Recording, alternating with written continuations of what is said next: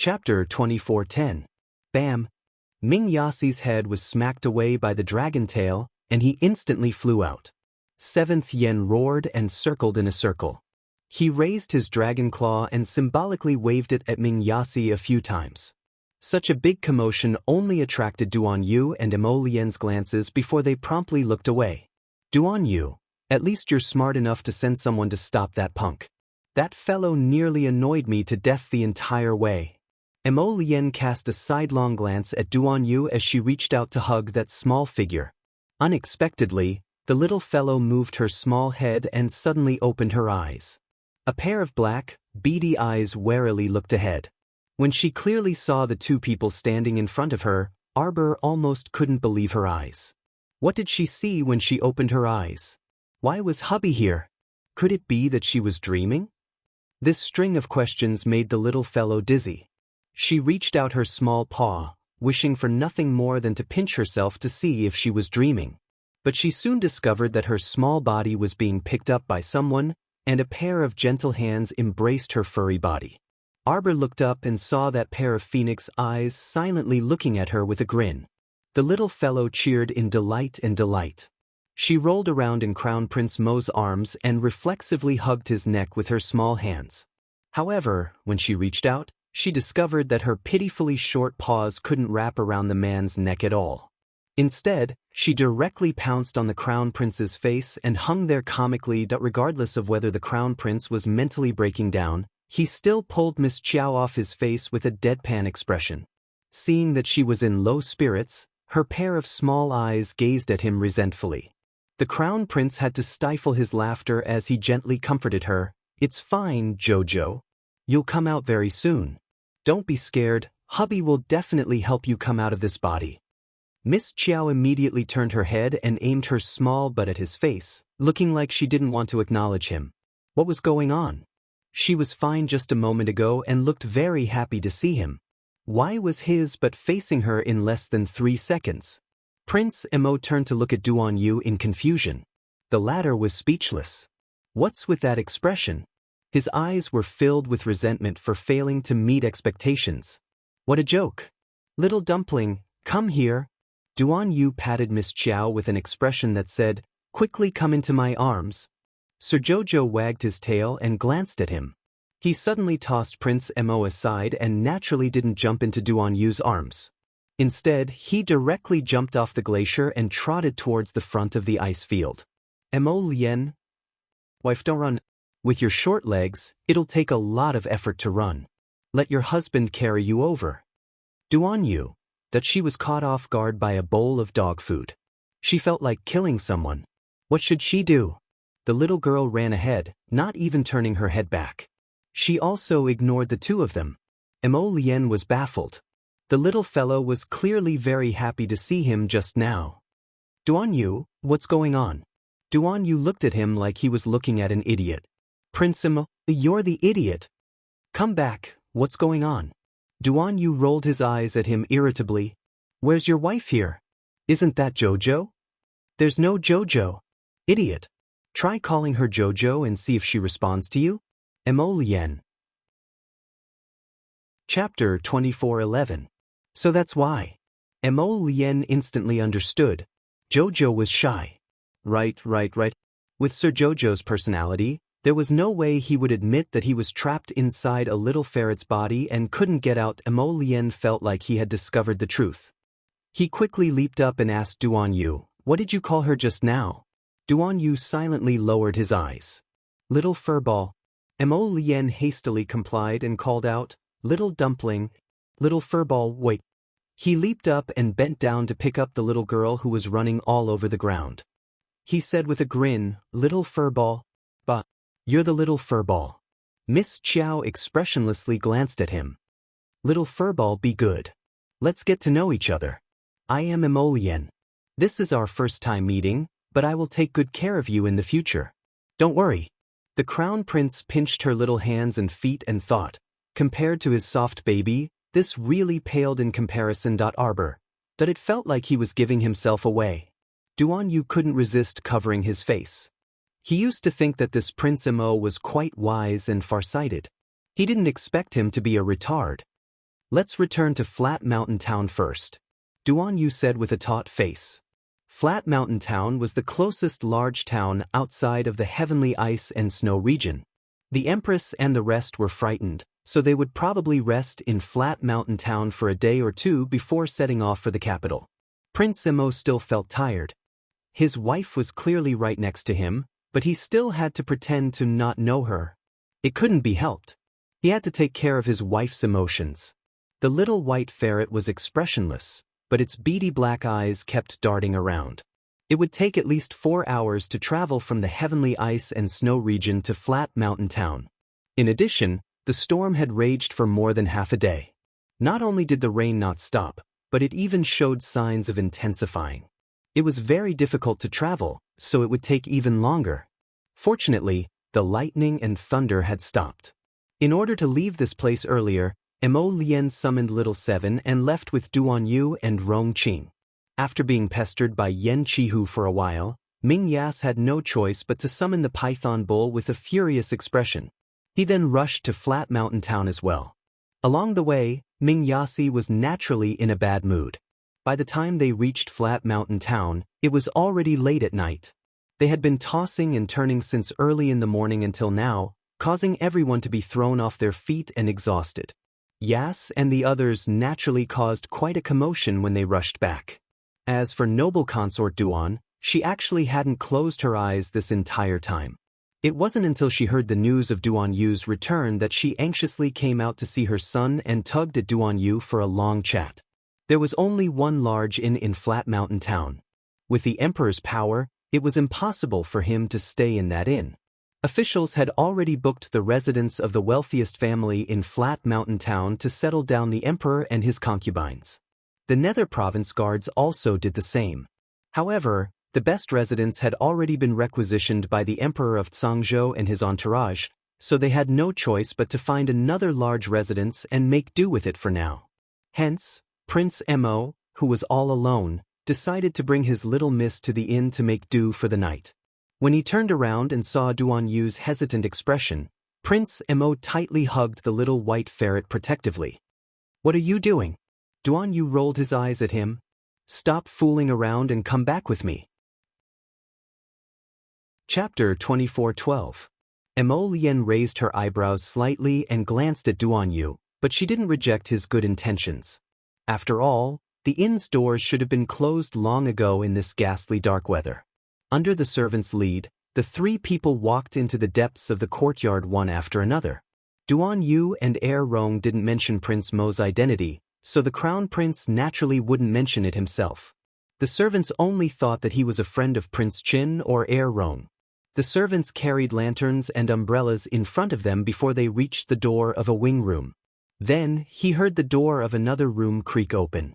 A woman in plain white clothes stepped out from inside and called out, "Big Brother Ali." Seeing Commandery Princess Xiangchang pouncing over, Duan Yu dodged to the side without even looking up.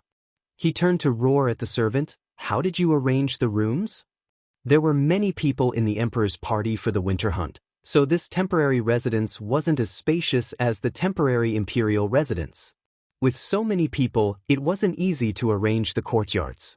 However, Duan Yu wasn't stupid enough to believe that the steward who arranged the courtyards would be so audacious as to assign him to the same courtyard as Xiangchang and do such an unreliable thing. Were they blind? Didn't they know that men and women were different? The servant who was leading the way almost dropped the lantern in his hand. He hurriedly cried out in panic, "Commandery Princess? Commandery Princess, aren't you staying in the left side courtyard?" Of course, the steward wasn't so stupid as to arrange Prince Qin, Heir Rong, and the other men to the same wing room as Xiangchang unless he was really out of his mind. Duan Yu's face darkened. He was already mentally exhausted after a day of torment, and his mood was definitely not good right now. His words were no longer as calm and indifferent as before, and he immediately retorted, "Are you all idiots? Hurry and get her out of here. Scram far away and don't let me see her again." Xiangchang Commandery Princess looked like she was about to cry as she pitifully gazed at Duan Yu. "Brother Ali, I'm so worried about you that I can't sleep." Duan Yu had long lost all tolerance for this woman, so he merely looked at the servants impatiently. Why aren't you throwing her out? Do you want me to do it myself?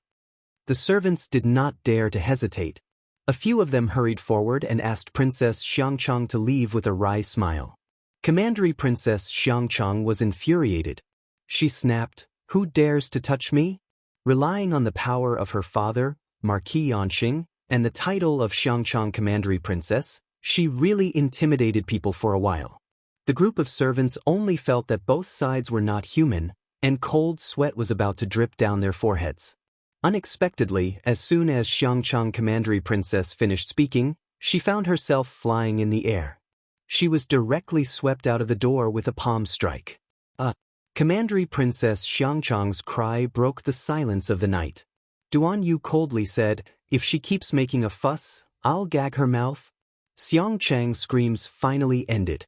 After watching vassal Prince Rong enter the side room, Duan Yu dismissed the accompanying servants and followed Mo Lian into a side room. After tossing and turning for so long, Miss Qiao's ferret body was already exhausted and had already fallen asleep.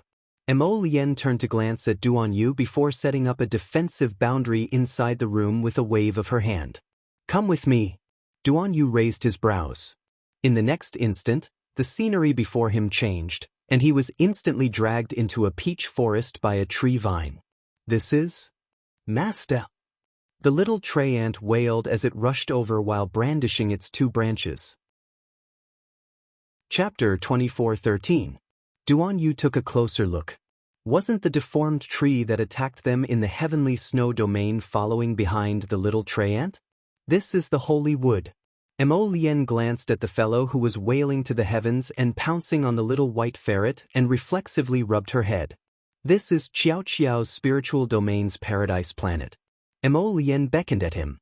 Duan Yu looked around in surprise before following Mo Lian to a peach tree.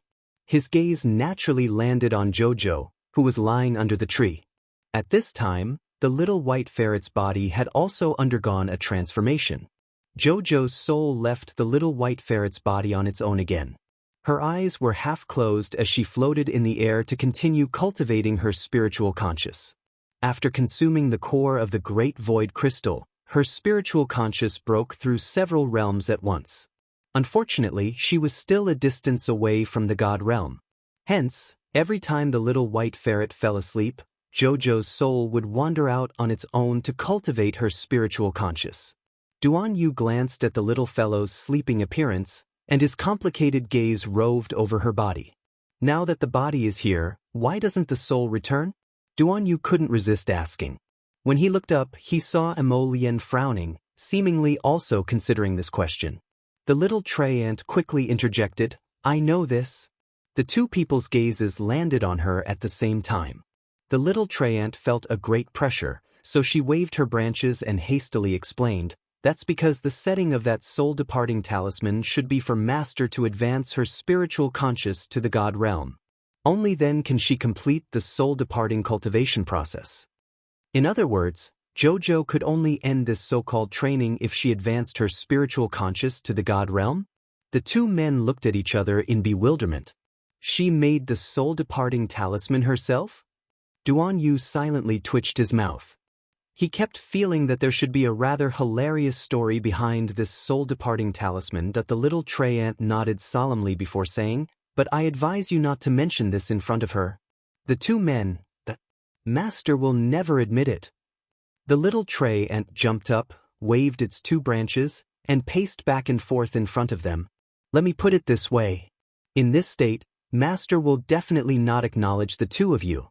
Don't do anything stupid. If you slap my master's face, my master will definitely ignore you for a year and a half." The two of them were speechless. "You don't need to tell us, we already know." The little tree ant turned to look at them with a serious expression, its small black eyes shining brightly on the tree trunk. "Let me give you some advice. Master was about to wake up. Just pretend that you don't know her later. Just ignore her." The two of them were speechless. They looked at each other and felt that the tree ant in front of them was a little unreliable. The little emperor is such a particular person. If you ignore her, how can you end up well? Then tell us, roughly when will Jojo be able to break through to the God realm? It couldn't be that it would take 3 to 5 years, right? When Emolien thought of having to hug a ferret and call her wife for 3 to 5 years, she felt especially miserable, and her lips started twitching. The little tree ant waved its branches and said carelessly, "Don't worry about this. Chio will calculate with his fingers. I'm going home late today, so there are 3 more days until I'm late." Chapter 24:14. 2 days at the soonest, 5 days at the latest. Master will definitely be able to break through to the divine conscious realm. Really? Of course. Don't tell me you absorbed the great void crystal's crystal core for nothing? The little tree ant harumphed and haughtily raised its small tree head. That's for sure. My master is such a strong person. Don't tell me she needs 3 to 5 years to absorb that bit of crystal core? Don't worry. She'll be done in 7 days at the latest. You just said 5 days at the latest. Duan Yu reminded exasperatedly. Chio glared fiercely at him. So long-winded. The 2 men. Don't think we can treat you as Jojo just because you pretend to be a Jojo. Your incoherent words don't change the fact that you're a mentally retarded tree. Didn't you say Jojo was about to wake up? The little tree ant threw Emolien "Are you dumb?" look and then said, "When did I say Master was about to wake up? Wait here." After saying that, he waddled over to the little white mink's side and squeezed aside the little water child and little earth child squatting next to her. "What are you 2 doing? Why are you squatting here and looking at Master instead of doing something proper? Chio, why did Master turn into a mink? Chio, when exactly can Master return to her original body?" Suzu. 10 days at the latest. The little tree ant said seriously. Emolien slammed Chio's tree head and roared at him. One moment it's 5 days, the next it's 7 days, the next it's 10 days. I'm telling you, 5 days at the latest. If Jojo doesn't recover in 5 days, I'll throw you. Swish. Chio thought of something and quickly picked up the little white mink's body and ran towards Fish Orchid Planet. Come with me. Let Master go to Fish Orchid Planet to cultivate spiritual conscious. It can shorten the time.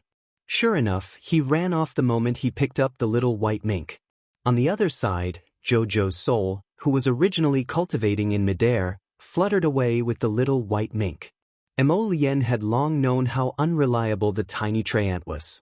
However, this was the first time Duan Yu was aware of this guy's personality. He approached Emolien and asked, "Is that deformed tree behind us related to that sacred wood?" "You mean that tree?" Emolien glanced at the broken tree that had been following his little girl all along and said mildly, "It's a fragment of Chio's seed. Strictly speaking, it should be a part of Chio's body. However, only when Jojo returns to his main body can he absorb this seed fragment into his body and merge it with Chio. Duan Yu nodded. In that case, that tree actually attacked us in the Ice Heaven Snow region because it wanted to get close to Jojo? He even fought over the Jojo. No wonder that strange tree kept competing with him and insisted on stealing the Jojo and running away. Duan Yu strolled around Fish Orchid Planet with Emolien and marveled at this little lass. Only then did he leave with Emolien. After the exhaustion from last night's journey, Her Majesty the Empress and several royal concubines had fallen ill. Hence, the Emperor ordered them to continue staying in Flat Mountain Town for a few more days until the Zhangzhou Empress's health improved a bit before returning to the capital. One day later, Arbor woke up and expressionlessly looked at the 3 little ones squatting in front of her. The water child was the first to reach out a chubby, translucent arm that resembled a lotus root and pounced over, calling out, "Mas." Chapter 24:15. Slap. A slap landed on the head of the little water baby without holding back. Chio glared at him fiercely. "Idiot. Call her Lord Little Dumpling." The water child glanced at Arbor aggrievedly and poked Arbor's furry front paw. "Lord Little Dumpling. Little Dumpling. Do you want to eat something?" Miss Chiao had already discovered that she was on Fish Orchid Planet. With a glance, he saw her body lying on a rock not far away. Her stomach was covered with a small blanket. Her sleeping appearance was very serene, and her cheeks were very rosy and glossy. She didn't look like someone who had been unconscious for more than 10 days and still looked very energetic. Miss Chiao hurriedly ran to his side and wagged her little tail, running back and forth around his body. Anxious, extremely anxious. Logically speaking, this soul-departing curse had been in effect for so many days, so why hadn't it worn off yet? Now that she saw her body but couldn't enter, Lord Jojo felt a bit dejected. He was not happy. She raised her paw and felt even more unhappy when she saw her current appearance. Ciao. Little dumpling. When Mo Lien received the sapling's message, he naturally ran to Fish Orchid Planet to visit his wife. At the same time, he also couldn't shake off Duan Yu. Miss Chiao expressionlessly looked at her dear husband as he picked her up and carefully examined her from head to toe. Your body condition is quite good. Little dumpling, do you feel uncomfortable anywhere?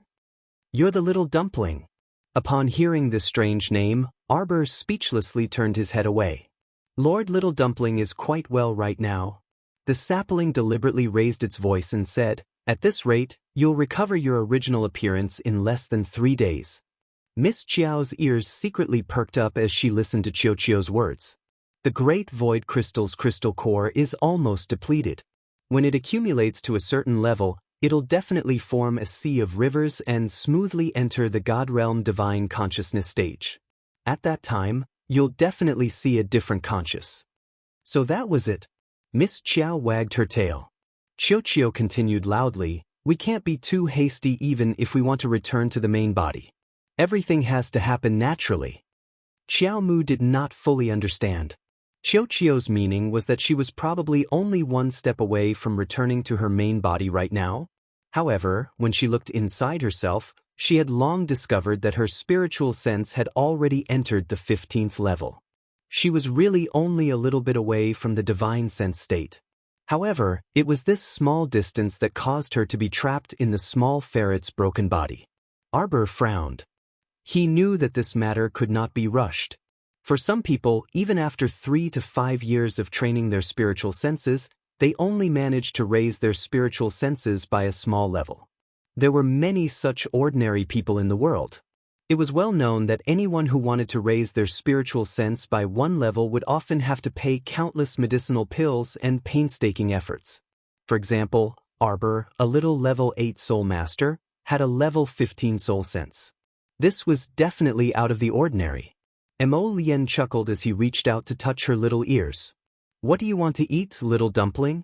Arbor looked up at him and could not help but roll around in his arms, swallowing a wolf's howl.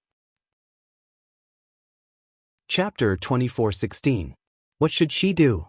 She really wanted to hug hubby, but this poor body. Miss Chiao helplessly lowered her head to look at her small, furry body. So tiring, especially since these two people had clearly seen through her identity. Duan Yu was even more hilarious. He held out several boxes of detoxification pills and had her identify which ones were most suitable for noble consort Duan. She couldn't get enough of that punk, so when she recalled the faint scent she smelled on noble consort Duan's body, she used her small claws to pick out several types of detoxification pills for noble consort Duan to take. The person who poisoned her was very low level. She reckoned that she would recover greatly after taking them for a few days and wouldn't suffer from any lingering illnesses in the future. Little Furball, do you want to take a look at a talisman shop? Mo Lien, who was strolling around Pingshan town with the little fellow in her arms, stopped at the entrance of a very small talisman shop. The little fellow wanted to nod in high spirits, but when she saw her small claws, she lay down listlessly. She couldn't do anything with this appearance. It's fine, let's go in and play. Prince Mo walked into the talisman shop. Just as he stepped into the talisman shop, he came face to face with 2 young women. The person walking in front was dressed in a gorgeous maroon dress. Her chin was slightly raised, and she looked very domineering. The one following behind her was naturally her little maidservant. She followed step by step with a fawning expression and an exquisite box in her hand. She reckoned that the box contained some talisman papers. Rong Shanshan's eyes naturally brightened the moment she saw Mo Lien. However, when she thought of her identity, she still maintained her composure. She pretended to adjust her pace, and her originally swift steps slowed down considerably. When she brushed past the man, she even deliberately glanced at him from the corner of her eye. In the end, there was nothing. He didn't even look her in the eye. Oh, not to mention in the eye, he didn't even glance at her from the corner of his eye. Rong Shanshan watched as the corners of his lips curled up slightly. His brows were picturesque as he lowered his head. His gaze was as soft as water as he brushed past her. Rong Shanshan felt an inexplicable itch in her heart, as if a soft goose feather had brushed past her. She couldn't help it. The man in front of her was too good-looking. Even if he didn't do anything and just stood in front of others, he was still so handsome that people couldn't help but look at him. Noticing the change in Rong Shanshan, the maidservant hurriedly took a few steps forward. "Princess, should we stop him?" "No need." Rong Shanshan raised her chin proudly. "Find someone to check his identity later." Rong Shanshan left with her maidservant, but Emo Lien was completely unaware of this episode. He strolled around the talisman shop with the little fellow in his arms and bought some items that caught his eye, giving them all to his wife in one fell swoop. Unfortunately, his wife was not in a good mood and kept looking at him with resentment. Prince Emo reached out to stroke her little head with a grin. "Good girl, I'll take you to eat something delicious." The man and ferret left the talisman shop. Prince Emo carried his wifey to the entrance of a specialty noodle shop in Flat Mountain Town and walked inside. Duan Yu, who was sitting by the window, looked up and rolled his eyes at him. "What are you dawdling for? You took so long to come. I heard that the noodles here are the best within a radius of 800 kilometers. Duan Yu poured some vinegar into the small dish in front of Emo Lien and extended his hand to Prince Emo. "I'll feed her." Catch up on yesterday's chapter. Chapter 24:17. How could he leave the matter of feeding his wife to someone else? Emo Lien irritably rolled her eyes at him and placed the little fellow on the table. "No need. You know how to feed her?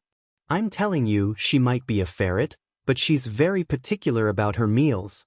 Emo Lien, you have to serve her before and after the meal, understand?" Duan Yu took advantage of Prince Mo's daze to irritably carry the little fellow in front of him and call out, "Waiter, bring a basin of clear water." Although the waiter didn't know what this lord wanted to do, he still carried a basin of clear water over according to the customer's request. Duan Yu ordered that person to drag over another stool and place the basin on the stool. Then, he picked up the round little fellow and placed her paws down. As he rubbed them, he gently said, "Wash your hands and feet. Wash them clean. Don't make a fuss and don't splash the water out." Emo Lien, the royal guard standing next to his master like a pole, silently twitched his mouth. Right now, he practically didn't need to turn around to know that everyone in the main hall was looking at his master like he was an idiot, yet this action was especially smooth and adept when performed by his handsome and otherworldly master. His movements were as smooth as flowing water and very eye-catching. Needless to say, all the young ladies and young wives at the tables by the window were staring straight at him. Emo Lien promptly walked over, hastily scrambling to carry his wife. What a joke! How could he let Duan Yu do something as simple as washing her feet? Although this wasn't his wife's body, her core was intolerable. "I'll do it myself." Emo Lien snatched over the little fellow who had just washed her two paws and irritably rolled her eyes at Duan Yu. Who doesn't know how to do such a simple thing? Arbor expressionlessly watched as Duan Yu carried her over and Emo Lien snatched her back. Her beady eyes looked at the two with slight disdain. The two of them must have thought that Jojo-sama's dazed look was amusing, and were trying to snatch her away like a little doll. Her body wasn't in a good condition now. Once she recovered, the two of them would be in for a good show. If the two of them knew what Jojo was thinking, they would definitely cry. This little ancestor, even if they had the guts as big as the sky, they would never treat her as a toy. Emo Lien sat up straight and felt that his wife was about to explode. He quickly comforted her and said, "Sweetheart, don't be angry. After we wash our hands and feet, I'll give you something delicious to eat."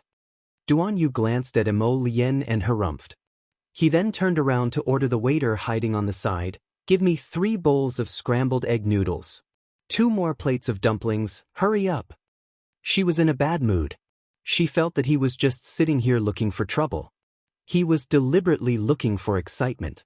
Why did he feel uncomfortable when he saw Emo Lien? This noodle restaurant had been operating in Pingshan town for who knew how long. It was a well-known and long-established noodle restaurant. The waiters were all very diligent, and the prices weren't too expensive, so business was booming every day. Originally, everyone ate their own meals and lived in harmony every day. However, everyone's gazes kept involuntarily drifting to the two people and the martin by the window today. Some people even secretly covered their mouths and snickered. It was truly because those two people and the martin's actions were too strange. That martin was probably hunted down in the heavenly ice and snow domain. It looked rather cute in a small ball. However, those actions and expressions made people not know whether to laugh or cry. Chapter 24:18. The strangest ones were the two men at the table by the window. Their looks were out of the ordinary, and their manners were elegant, as if they were two young masters from noble families. But in reality, they were actually two idiots with a mental illness. Everyone watched oddly as the two fought to finish washing little Martin's claws. The handsome young man in purple with long hair and tightly pursed lips actually took out an expensive handkerchief from his pocket and used it to wipe little Martin's claws. Emolien. She didn't expect Duan Yu to be so cunning. Emolien didn't have any handkerchief to wipe with her, so that guy beat her to it. There were a total of 4 tables by the window. Besides Emolien's table, the people at the other 3 tables were all looking at them oddly. The 2 young women at one of the tables were staring at Emolien and Duan Yu so hard that their eyes were about to pop out of the window. As a martin, she felt that her recent mission was to eat, sleep, and eat until she was full. Other than that, she could only play as she pleased. When she saw a large bowl of noodles that looked rather chewy in front of her, she eagerly leaned over the bowl and stared at the noodles and eggs soaked in the broth. Emolien quickly carried her over and picked up the chopsticks to place the noodles on a small plate on the side for her. The diners who were secretly watching them in the main hall couldn't resist rolling their eyes. Where did this martin come from? Wasn't this behavior befitting an emperor? The little fellow squatted on the table and used a small claw to grab the cold noodles and put them into her mouth. Everyone, that they had never seen a martin that could eat noodles. Slurp. And they had never seen a martin that could slurp noisily while eating noodles. Meanwhile, Emolien beamed at his wife, his heart brimming with pride and satisfaction. Look, his wife could attract attention even while eating noodles. She was definitely a true genius. If Duan Yu knew what he was thinking, he would definitely spit on his face. This shameless guy, blindly showing off. We will leave tomorrow, Emolien said dryly. Duan Yu's grip on his chopsticks tightened, and he looked up at him. Do you need to be in such a hurry? Emolien nodded. I came out on my own at the last minute. By now, I reckon that my father has already been alerted. Emolien didn't continue, but Duan Yu already understood. If the great emperor of the divine prefecture came all the way here and found out that his son was still in the Tsang province, it might cause some unnecessary conflict and trouble. Okay. Duan Yu replied aloofly, I'll come find you after a while. Emolien thought of the old man's birthday which was just around the corner and raised her eyebrows non-committally. Miss Chiao had already finished the small plate of noodles in front of her. At this moment, she was hugging the plate and eating her dumplings. As soon as Crown Prince Emo saw her charmingly naive appearance, he was delighted. His wife was adorable no matter what she looked like. Duan Yu glanced at that man and harumphed. He casually picked up a dumpling and handed it to Miss Chiao. Little dumpling, try my shiitake mushroom stuffed dumpling. Miss Chiao felt that her martin body was full. However, her small claw inexplicably reached over and hugged that dumpling. This martin was a glutton. Miss Chiao thought expressionlessly. Otherwise, it was impossible for her to only want to eat when someone fed her. Forget it, eating more could also nourish this weak martin's body, even though she felt a bit stuffed right now. Chapter 24:19. The little girl hugged the dumpling and took 2 bites. Just as she was about to take a 3rd bite, she suddenly heard a familiar voice calling Brother Ali. The little fellow's furry paw that was hugging the dumpling twitched slightly. As expected, she saw Duan Yu's face darken when she looked up. Prince Emo rejoiced in Duan Yu's misfortune and looked up at the girl who rushed in from the noodle shop's entrance. He winked at Duan Yu. That girl from last night came again. Prince Mo's mood soured when he thought of how the little girl's soul actually floated to the heavens of ice and snow to find Duan Yu. Anything that could sully Duan Yu's mood right now was especially good for him. Commandery Princess Xiangchang naturally wouldn't admit that she followed Prince Chen out the entire way. In fact, she had been waiting at the restaurant across the street for a long time before Duan Yu stepped into this noodle shop. She especially found a spot where she could see Brother Ali. She had been observing him from the moment he called over that waiter to bring a basin of clear water to fawn on a mink. She truly couldn't bear it anymore, so she rushed down from the restaurant across the street to find him. Ask her why she couldn't bear it anymore? Xiangchang couldn't resist cursing. From the beginning until now, Commandery Princess Xiangchang had been watching her brother Ali attentively attending to the mink. No matter how she looked at it, she felt that Brother Ali's gaze was a bit strange. How was this looking at a mink? It was clearly as if he was looking at his little lover. When Commandery Princess Xiangchang thought of the word little lover, she shuddered in disgust and couldn't help but shudder. When she looked at the snow-white mink on the table again, her gaze was as if she was looking at a monster that could bring disaster to the country and its people. It was especially terrifying. Xiao Mu was baffled and lowered her head to look at her small paws. He didn't think that his tiny body could provoke this renowned Commandery Princess in any way. Commandery Princess Xiangchang had been treated coldly by Duan Yu several times in a row. Compared to this mink's treatment just now, it was definitely she, a dignified Commandery Princess, couldn't even compare to a mink. How could this not infuriate her? Without thinking, she reached out to grab Miss Qiao on the table. "What are you doing?" Duan Yu jumped in fright and quickly raised his chopsticks to block Commandery Princess Xiangchang's indiscreet hand. On the other side, Emolian's movements were also quick. In a flash, she picked up the little fellow who was squatting there and held her in her arms. She didn't care that her sleeves were stained with grease from her greasy claws. Arbor looked at Xiangchang Commandery Princess as if he was looking at an idiot. What's going on? Why did he hit her for no reason? Brother Ali, am I not even comparable to a mink in your heart? After being treated coldly for the past few days, Commandery Princess Xiangchang questioned Lin Mengya the moment she opened her mouth. She could not think of anything else. It's obvious. Duan Yu's reply inexplicably pricked his heart. The group of onlookers couldn't help but sympathize with the beautiful girl in front of them. This girl was really pitiful. Of all the people she could like, she had to like a crazy person. Now, she even asked such a question in front of everyone. In the end, she was slapped in the face by the man. It was so painful. Obvious? Duan Yu's answer immediately made Commandery Princess Xiangchang's face pale. Brother Ali's meaning was that it was obvious that she was not even comparable to a mink. How could Brother Ali say that? Commandery Princess Xiangchang felt like her heart was about to shatter. She turned to glare at that mink with increasingly unfriendly eyes. Chapter 24:20. Miss Qiao only felt an inexplicable calamity befalling her. This strange fire had suddenly ignited on her, as though she had been possessed by a neurotic fire. The girl in front of her was looking at her with an extremely unfriendly gaze, which made Miss Qiao viciously glare back without restraint. Ow! She couldn't even eat peacefully, so why was she glaring at Sir Jojo? Prince Mo felt that the little fellow was very interesting, and his lips couldn't help but curve.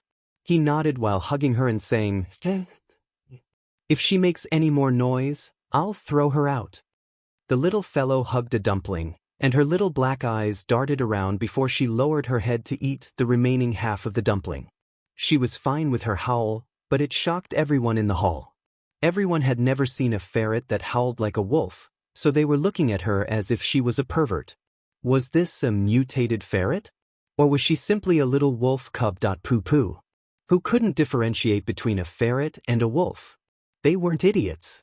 Waiter, bring another basin of water. Duan Yu's face darkened as he beckoned to the waiter hiding at the side.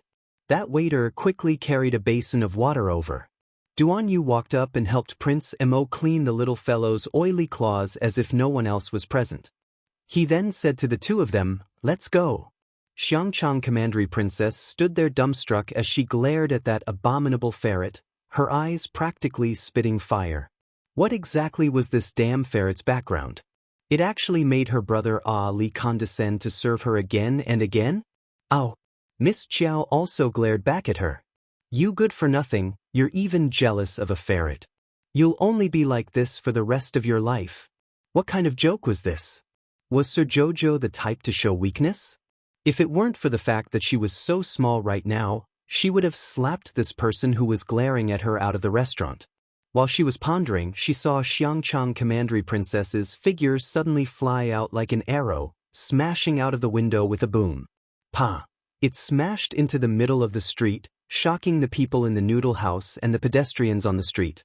Commandery Princess Xiangchang probably never dreamed that she would really be thrown out the window by Crown Prince Mo, thrown onto the streets. The people in the noodle house, who had been waiting to watch a good show, collectively shut their big mouths when they saw the Crown Prince move as fast as lightning. What a joke! They didn't want to become the second of that woman and be thrown onto the streets like rags that were used to wipe the ground, looking miserable.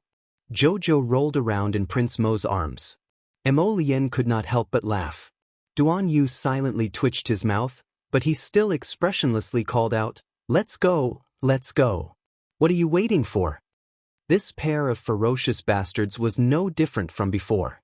Their arrogant temperament had never changed. When Duan Yu thought of this, he couldn't resist taking a deep look at the little girl and sighed inwardly.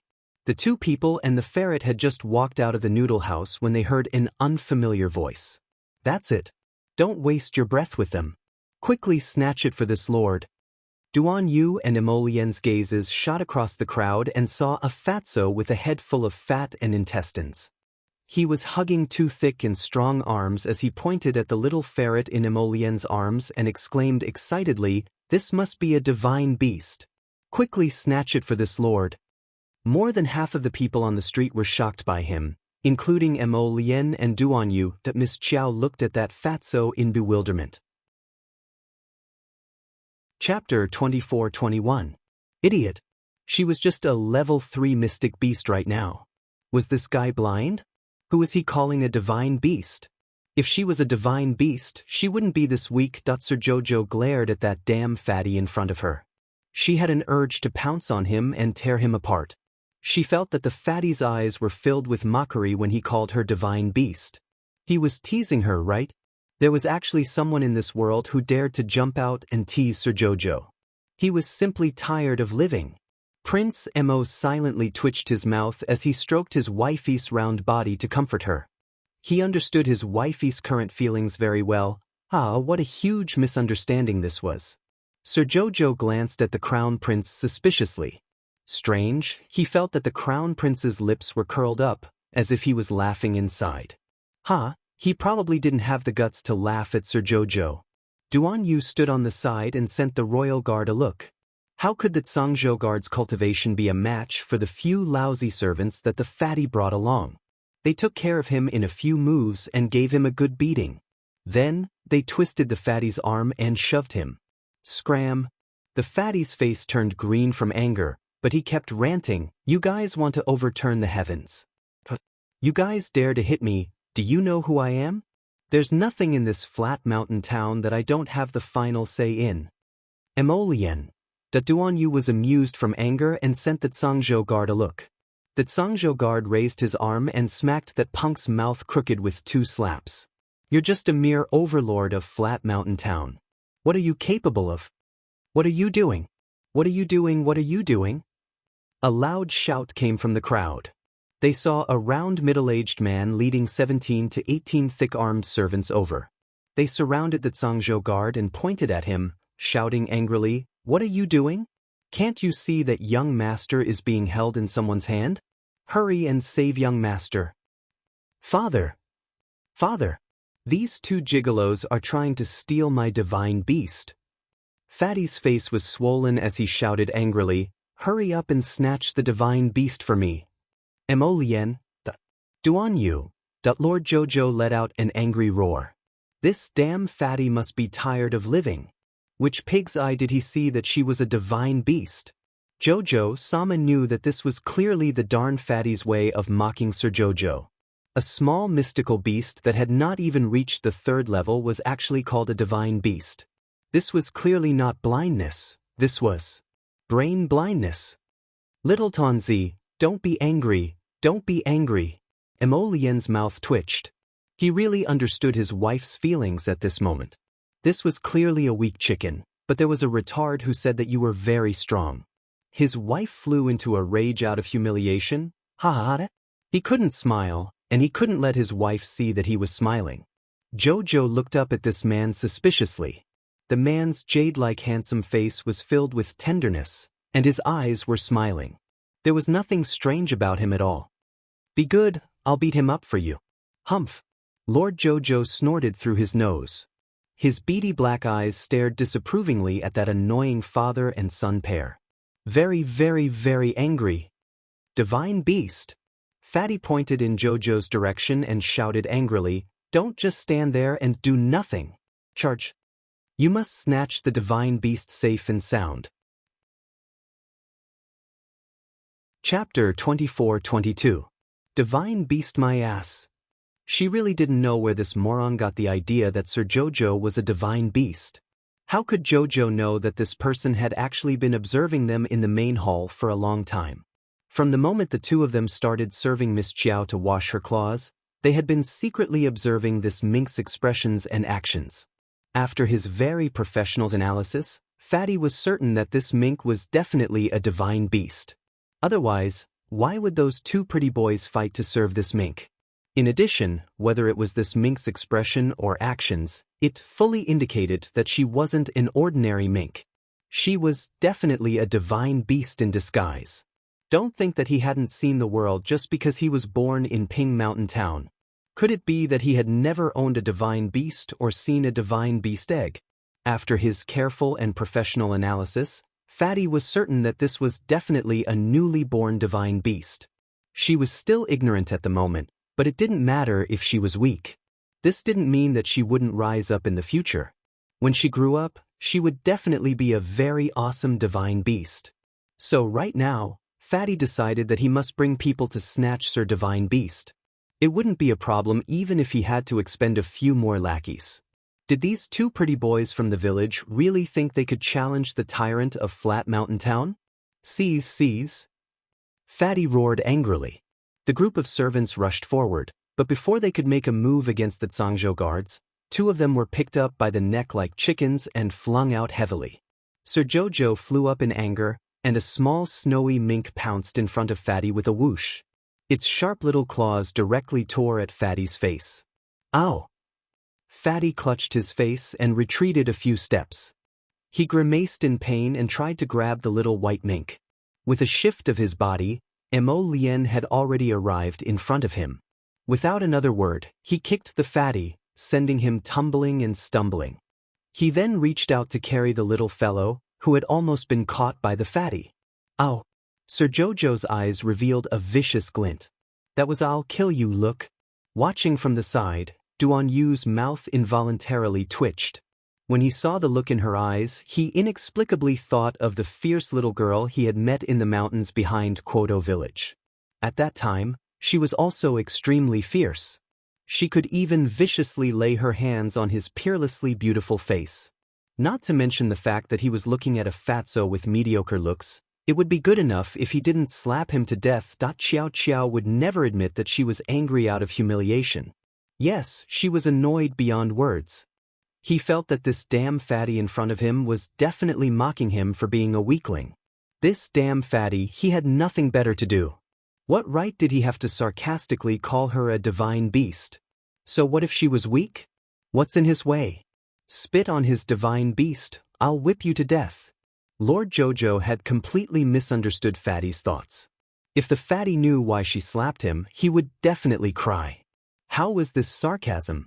He thought that this ferret was a divine beast, that there was something wrong with Lord Jojo's brain. He was never on the same page as other people. Mo Lien suppressed her laughter and pacified her raging wifey. She rubbed her round little body and gently said, "Be good, don't make a fuss. Look at how you've scratched him. How can you scratch his nostrils? It's not good, it's so dirty. Come, I'll take you to wash your claws." Chapter 24-23. 4. 113 You're blocking my way. The fat father and son's wails quickly attracted dozens of Tsangzhou guards. When they saw Prince Chen's cold and handsome face, they turned to look at the fat father and son.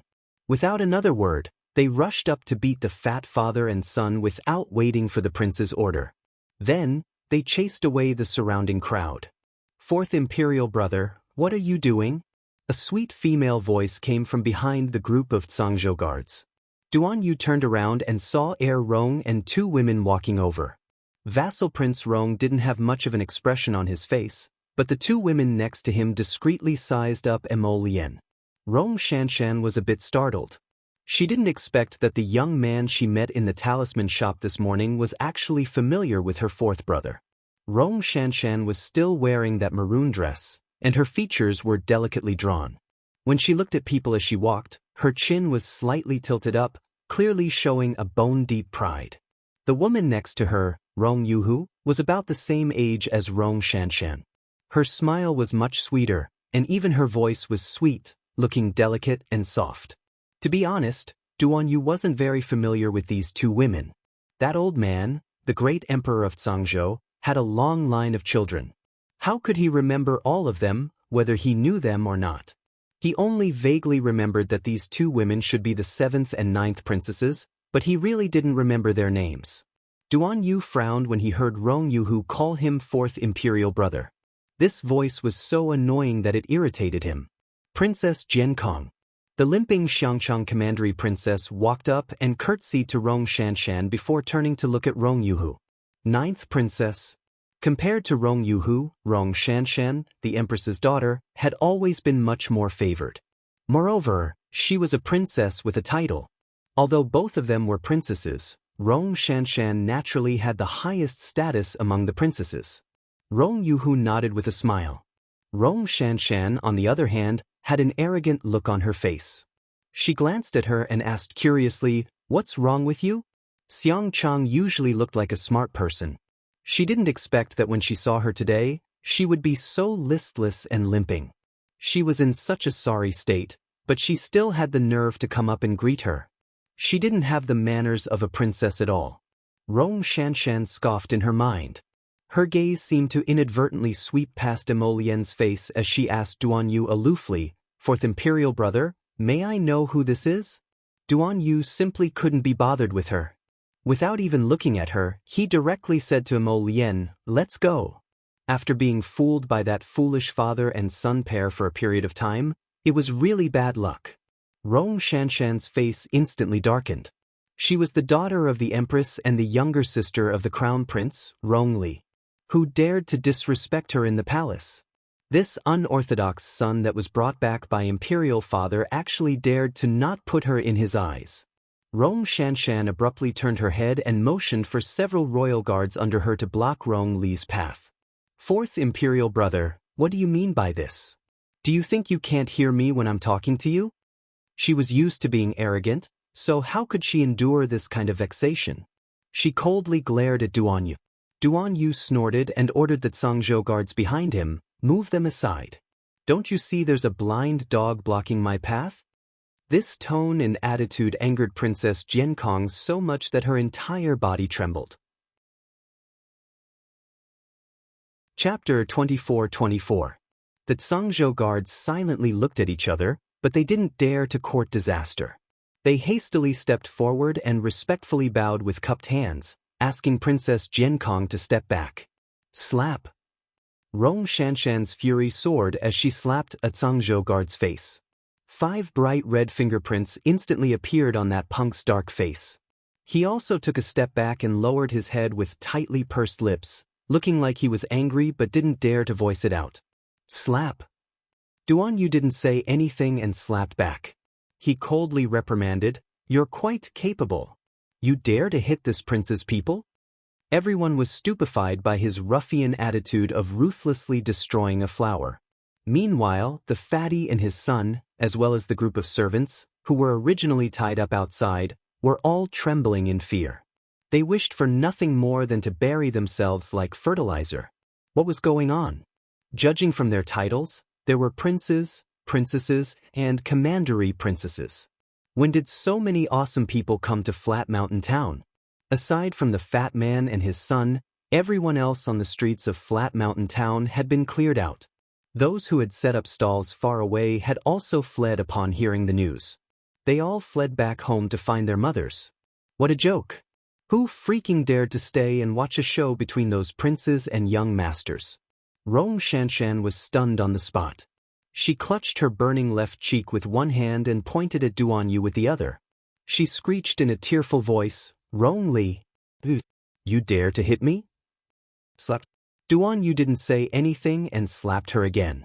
This slap was even heavier than the previous one, causing Princess Jiankong to stumble back several steps. A trace of blood even trickled down the corner of her mouth. "That's right, I'm hitting you, idiot. So what if this prince hits you? If you're not happy, come fight back. Hit me back if you dare. What's the point of just standing there and blabbering nonsense? Don't be too obvious. You can do it yourself. This prince will just stand here and wait for you to hit me back. Come fight me if you dare. I'm waiting for you." All that Sangzhou guards. Emolien. The little girl was very unhappy to watch the show, and her gloomy anger from earlier was swept away. Her pair of black eyes looked at Duan Yu, then at Princess Jiankong, who was being bullied ruthlessly. Both sides of the princess's face were swollen out of proportion. The little guy clapped his little paws with a curious look on his face. He didn't mind the commotion at all. He liked this kind of style. Even if he was aggrieved, could it be that he didn't retaliate? He liked to fight back to his face. "Princess Jiankong, this mink is mocking you." Just as the atmosphere became tense, Xiangchang Commandery Princess screamed in a hoarse voice. Rong Shanshan immediately shifted her gaze to Diao. As expected, she saw the gloating expression on the little fellow's furry face. Actually, this mink did not have any expression at all. She was a mink, so how could she have any expression? Her usual anger was not shown on her face, but completely filled with a pair of small black eyes. Princess Jiankong was completely imagining some schadenfreude and using this as a pretext to make a fuss. Kill this mink for me," Kong Yuan shouted, pointing at the snow-white little mink in Emolien's arms. Upon receiving Princess Jiankong's order, two black-clothed hidden guards scuttled out from behind Emolien like two shadows and reached for the white mink. Chapter 24-25. These people, did they all think that Sir Jojo was a pushover? They couldn't beat Duan Yu, so they actually dared to come and beat up Sir Jojo. They were courting death. Seeing the little fellow flashing her tiny claws and wanting to pounce over to seek her own death, Emolien hastily restrained her impulsive darling. Who could the little fellow beat with her current physique? "Don't be ridiculous." Crown Prince Imo raised his leg and kicked one of the hidden guards away.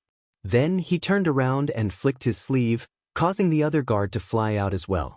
With two bangs, he was flung to God knows where without any resistance. Princess Jiankong was completely stupefied.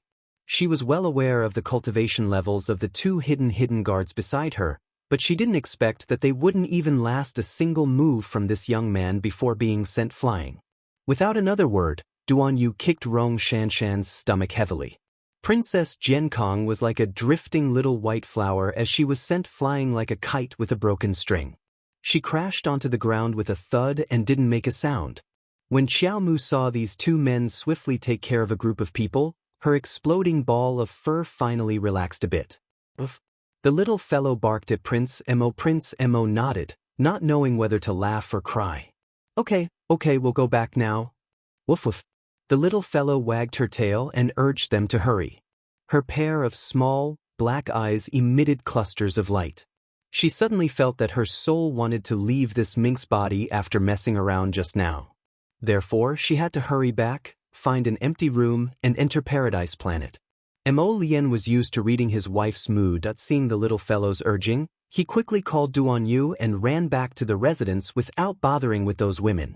After returning to the room, Emolien instantly understood when she saw Jojo biting her sleeve.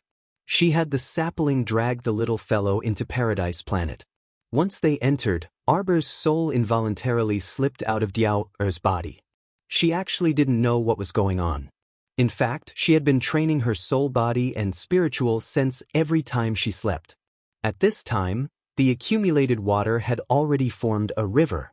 As for the crystal core he had absorbed earlier, it had been completely absorbed and melted by his knowledge sea, transforming into nutrients that nourished his knowledge sea and fusing with it. She subconsciously opened her inner vision and looked into the depths of her conscious. She saw that all the water droplets in her originally droplet-shaped conscious had now evaporated into a kind of hazy white mist, completely enveloping her conscious. Even the golden talisman jade tome, which was originally lying in the center of his consciousness, was now surrounded by a thick layer of fog.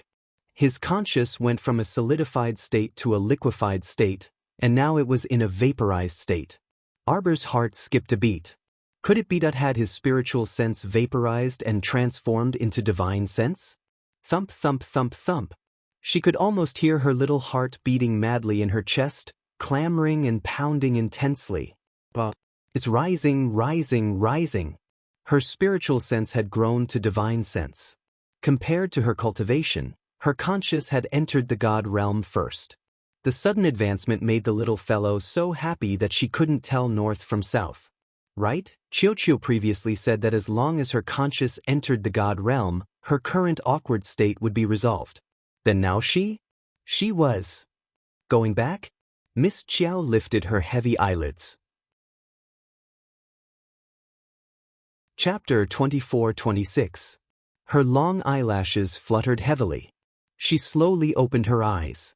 The first thing she saw was a pair of pitch-black phoenix eyes filled with anticipation. The moment their eyes met, Miss Chiao felt an inexplicable sense of guilt. She could only feel her little heart beating wildly. It's over, it's over, it's over, it's so awkward. How am I going to tell this guy later? Wifey. Mo Lien reached out and pulled her completely into his embrace. He lowered his head and sucked on her delicate lips forcefully, nibbling and nibbling. He used quite a lot of strength. Arbor. That she suddenly forgot what she wanted to say to him. What should she do? This kiss was different from the previous ones that were as light as dragonflies skimming the surface of the water. It was truly ferocious. Perhaps it was because the crown prince had accumulated so many days of worry, anxiety, and irritation, but at this moment, all of it was stuffed into the little fellow's little mouth. Miss Chiao wanted to resist, but how could she be a match for the man? Her raised little hand was caught in his grasp. Only when the man had kissed enough and let go of her did the little fellow seem to have been reborn. She heaved a sigh of relief, but her little face was already flushed red from holding it in. Mo Lien. Jojo, when you kiss, you can exhale a little. Look at how you've held it in. My heart aches just looking at you. The man reached out and pulled her onto his lap. His other hand touched her chest, rubbing it as he breathed for her. Still can't hold it in? You. Prince Mo looked at her with an aggrieved expression. He did not mention anything about Yao. You're scowling at me. Is it because we didn't kiss enough just now? Why don't we practice a little more and let you learn how to breathe? Arbor. What was going on?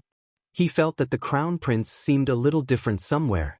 Arbor looked at him expressionlessly. After a while, he said, Why am I here? Didn't the two of us just arrive at a small town in the corner of China on a big ship? Why did we come to Paradise Planet? Mo Lien suddenly felt speechless. This little calm face was really good at pretending. If he didn't already know what was going on, he would have been deceived by her calm expression. You don't know? Mo Lien blinked. Jojo, let me tell you, it's dangerous. When we first came to the Divine Land, we encountered a huge storm. We were blown to Tsang Province's heaven of ice and snow by a terrifying gust of wind and even encountered Duanyu. Arbor. What a coincidence, I tell you. In the end, we even saved Duanyu and found a fragment of a tree. Jojo. Do you remember now? Was it because of that strange wind that his memories were still a little messy? Let me tell you, it's okay. You'll be back to normal in 2 days. Does your head still hurt? Do you want your husband to give you a massage? When Duanyu was pulled inside by Sapling, he heard Prince Mo's awkward boasting, and he was so embarrassed that he almost couldn't find his way home. Crown Prince, forget it. Even my face hurts on your behalf for making up such a lie to take care of Jojo's feelings. Can you be so irresponsible as to make up such an unrealistic story? Duan Yu walked over with a disdainful expression. Arbor was still expressionless. Duan Yu, we just saved you. Your wound hasn't completely healed, so don't walk around. Go back and lie down. Duan Yu, Emolien, Jojo so quickly entered the plot that Emolien made up for him. How could Duan Yu endure this? Emolien chuckled. Wrong, Jojo even added some details to his fabricated plot. For example, Duan Yu was injured. Chapter 24-27. Duan Yu speechlessly glanced at Jojo. What should he do? He was actually speechless. Arbor dawdled as he got up and patted his clothes. When he turned around, he saw the little water child, the little tray ant, and little soil squatting in a row on the ground and looking at him pitifully. The 3 pairs of watery eyes were brimming with the desire for a master hug. Arbor, when did these 3 start squatting there? Didn't that mean? Just now, when Emolien was kissing her, she had completely seen it all. The little fellow immediately felt unwell. He only felt 2 red clouds quickly flash across his little face. He stood up straight in an instant. Holding his 2 little paws behind his back, he expressionlessly turned around and ran towards the 100-herb garden. Emolien, his wife was shy. Later, he would just go and comfort her times and it would be fine. When the little water child saw that its master had run away, how could it continue squatting? It hastily waved a pair of translucent little hands and trotted after its little master. Master, don't run, master. Upon seeing this, the little tray ant and little soil also hastily chased after them, followed by that cluster of tree fragments whose original appearance could not be discerned. Emolien speechlessly shook her head when she saw those little ones running after Jojo like a swarm of bees. She turned to Duan Yu and said, since Jojo has recovered, I plan to bring her back to the Divine Province in a bit. After being delayed for more than half a month, it was almost the end of February. The Emperor of the Divine Province was probably dizzy from waiting for the Crown Prince to return to the capital. But this was nothing, just let him wait. His wife was the most important person in the world. Emolien's handsome face was taut. Thinking of the Emperor in the capital, she inexplicably felt very, very vexed at this old man, who knew what kind of trouble he would stir up after returning. After restraining her irritation, Emolien patted Duan Yu's shoulder. Do you need help with anything here? After this guy returned to Zhangzhou, a lot of things happened around him. Just by looking at the collected information, Emolien knew that this guy's life was very troublesome. Duan Yu shook his head. Not at the moment. If you have something to say, just say it. Don't keep it to yourself. Emolien glanced at him, then slowly walked towards Jojo's herb garden. Duan Yu stood alone under a tree covered in peach blossoms, and his gaze flickered as he watched them leave. The peach blossom petals that filled the tree fluttered to the ground. Some landed on his hair, some landed on his outer robe, and they danced around him like fairies. That in fact, he had recognized this place the first time he had come here. Wasn't that the peach blossom garden that he had been escorted into with the little girl in the mountains behind Quoto village? Later on, the paradise was refined by the little girl. It turned out that the little girl had turned it into a spirit domain for her own use. Phew. As expected, she was a little girl with great fortune. A faint and gentle smile faintly slid past his lips. In the blink of an eye, the little girl had taken care of the paradise really well. Just like her, she was like a stamen, slowly blooming towards the light and future. Even if he didn't do anything, even if he couldn't obtain anything, he would feel extremely happy just by looking. There were too many things that a person wanted to grasp in their life, but not everything would go according to their wishes. This was already very good. Chapter 24-28. Your Highness Prince Jin, please. His Majesty and Her Majesty the Empress have been waiting for a long time. The old eunuch who came out to report said with trepidation. Then, he hastily stepped aside and invited Duan Yu in with his plump body drenched in cold sweat. Duan Yu narrowed his cold eyes and walked into the main hall of the temporary residence. He immediately saw Rong Yuan sitting on the main seat, and below him sat the dignified and virtuous Empress Lu, who had a cold expression. Princess Jiankong was kneeling by her mother's feet. Her eyes were red from crying, and her cheeks looked much less swollen after applying medicine. Meanwhile, Rong Yuhu stood solemnly in the main hall with his head bowed. Beside him stood Heir Rong, who had an indifferent and somewhat disapproving expression. His Highness the Crown Prince requests an audience. Second Prince and Third Prince request an audience. Commandery Princess Xiangchang requests an audience. The Emperor frowned and looked up at his son, who was slowly walking in, with obvious displeasure on his face. Why are you all here to join in the fun? I won't see you. Your Majesty, Lear and the others must be worried about their seventh sister's injury, the Empress said indifferently with a hint of embarrassment on her face. Her own charming daughter was slapped twice by that foreign bastard without any explanation. Her face was still swollen even now, and it was extremely amusing when she walked out. His Majesty actually wanted to protect this bastard and suppress the matter, unwilling to make a fuss. How could she let him have his way? The Emperor of Zhangzhou held his breath and glared at the Empress angrily. He said gravely, "Let them in." The idiot third prince started making a fuss as soon as he walked into the hall. I heard seventh sister was wronged. What exactly happened? Greetings to royal father and royal mother. This son greets royal father and royal mother. Crown Prince Rong Li and second prince, who followed behind him, were not as loud as third prince. They stepped forward and bowed respectfully before speaking. Seventh sister, why is your face so swollen? Her Majesty the Empress angrily placed the teacup on the table and said coldly, "Go invite noble consort Duan over. There's no need to invite my mother. She's already so old, yet she's calling for her father and mother just because something happened. Is she still breastfeeding or what?" Duan Yu bluntly interrupted the Empress's words and ignored her ugly face that was distorted from anger. He coldly stated, "I was the one who did it. Yes, I did. For the sake of Imperial Father, I went easy on him." The great Emperor was so angry that he couldn't say anything for a long time. Empress Lu slapped the table angrily and said sternly, "Rong Li, aren't you being too presumptuous? So what if I'm impudent? Don't try to act like an empress in front of me. If you have the time to be angry here, why don't you take care of your own daughter and everything will be fine?" Duan Yu's words nearly choked the Empress to death. Her face contorted as she pointed at him and stammered, "ee." She was so angry that her chest hurt, but she couldn't speak. She truly had never seen such an unscrupulous youth. She was the current Empress of Zhangzhou, the motherly model of the world. This punk actually dared to contradict the Empress like this. It was evident that he didn't care about her, the Empress, at all. To put it more seriously, he didn't care about His Majesty at all.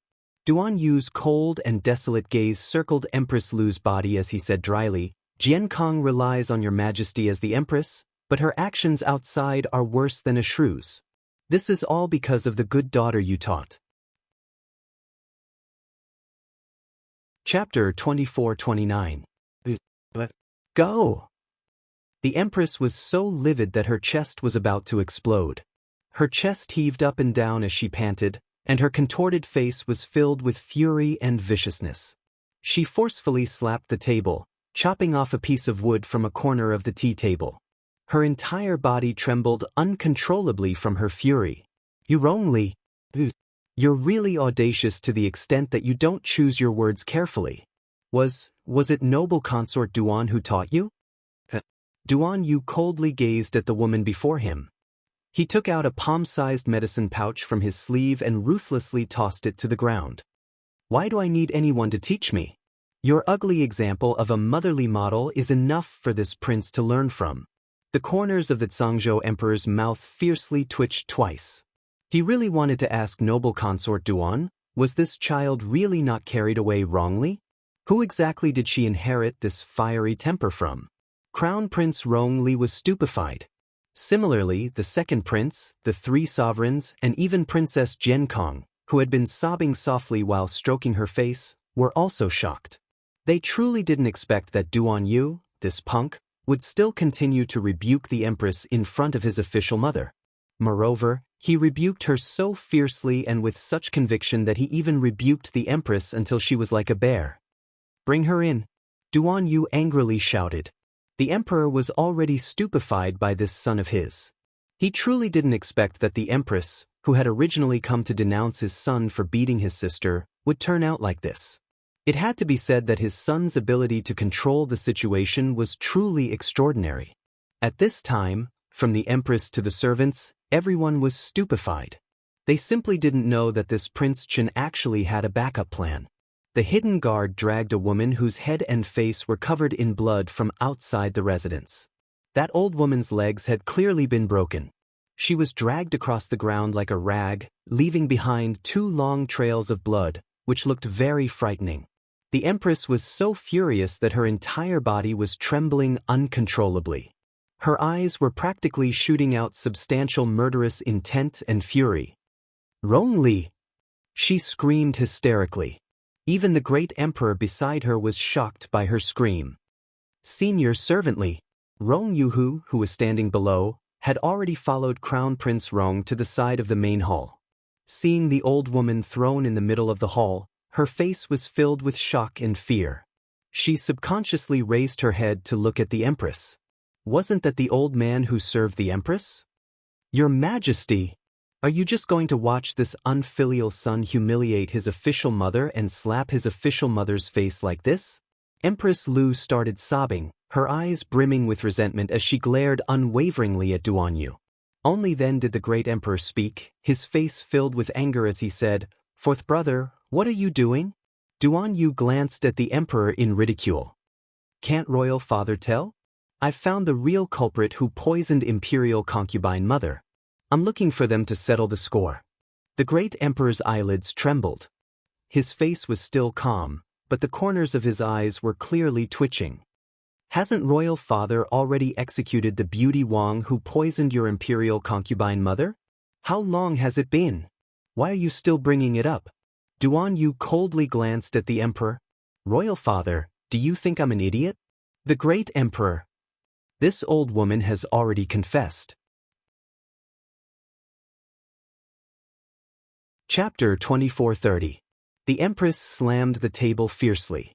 "Rong Li, do you think you can deceive the heavens and the sea and deceive His Majesty just because you made a confession under torture and created an illusion of reality?" Duanyu ruthlessly kicked that old woman's back and coldly uttered, "Speak?" "Yes, Her Majesty the Empress was the one who provided that poison pill to Beauty Wang. Yes, Her Majesty the Empress was the mastermind." Before Nanny Li could finish speaking, she was suddenly struck by the Empress's palm and rolled on the ground. She lay there on the verge of death, practically motionless. "Your Majesty, what else do you have to say? You want to frame this consort based on an old woman's one-sided story? Rong Li, how dare you?" A cold glint flitted across Duanyu's eyes. With a flip of his hand, a bewitching and glaring silvery white flame emerged from his fingertip. The entire hall was shocked. Crown Prince Rong Li glared at his fourth brother as if he was looking at a monster. He clearly remembered that this man controlled the 9th level of the water spirit. Then this inexplicable silvery white flame that was so glaring, could it be? Devil? The Devil Emperor's fire. The Devil Emperor's fire. The Emperor stood up from his seat in shock as he looked at his son in shock. The Devil Emperor's fire that had disappeared for thousands of years reappeared in his son's hands. Therefore, after his son received the Devil Emperor's inheritance in the ancestral temple, he awakened the Devil Emperor's fire? Crown Prince Rong Li looked at Duanyu with a complicated expression. He couldn't tell if he was more jealous or fearful. Meanwhile, the Empress's expression also became exceptionally contorted, and she couldn't stop trembling with fear. How was this possible? How could noble consort Duan's son inherit the Devil Emperor's fire? This was impossible. Not only was her son Rong Li born sickly, but his talent and cultivation were also not high. But unexpectedly, Rong Li, that bastard, not only inherited the Devil Emperor's inheritance, but he also awakened the Devil Emperor's fire long ago. Only today, only now did he reveal it in front of people. His scheming mind was really deep. He really did a good job of hiding it. "I can kill you with a thought. Do I need to frame you? Idiot." Duanyu directly rebutted Empress Lu without giving her any face. What kind of world do you think this Tsangzhou continent you live in is? Do you know what it means to respect the strong? In my eyes, you're just an ant. Boom. Empress Lu sat down on the high seat. Her lips trembled, but she couldn't say a word. Royal father, this son requests that this woman be severely punished. Duan Yu bluntly declared as he pointed at Empress Lu. No, you have no evidence at all. Rong Li hurriedly stepped forward and said, based on Nanny Li's one-sided statement, you can't prove that it was Imperial Mother who poisoned noble consort Duan. If this prince says it's her, then it's her. Duan Yu coldly interrupted the crown prince. At this moment, Rong Li felt that the ferocious claws and fangs hidden in the dark had finally been exposed in front of everyone. He had finally revealed his ambitions and desires, putting all of this clearly in front of them. Crown Prince Rong Li's complexion instantly turned pale and unsightly, and he felt his breathing tighten. He didn't expect that a single Rong Li would bring him so much pressure. Chapter 2431. The Emperor's mouth twitched and he stood up to say, "That's enough. Stop making a fuss." Royal father, how are we the ones making a fuss? Jian Kong finally couldn't hold it in anymore and started bawling indignantly.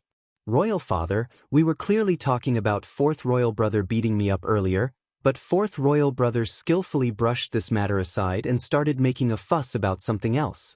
Royal father had already made a conclusion about Beauty Wang poisoning, but fourth royal brother abused his power to bully others and insisted on pushing this bucket of shit onto royal mother.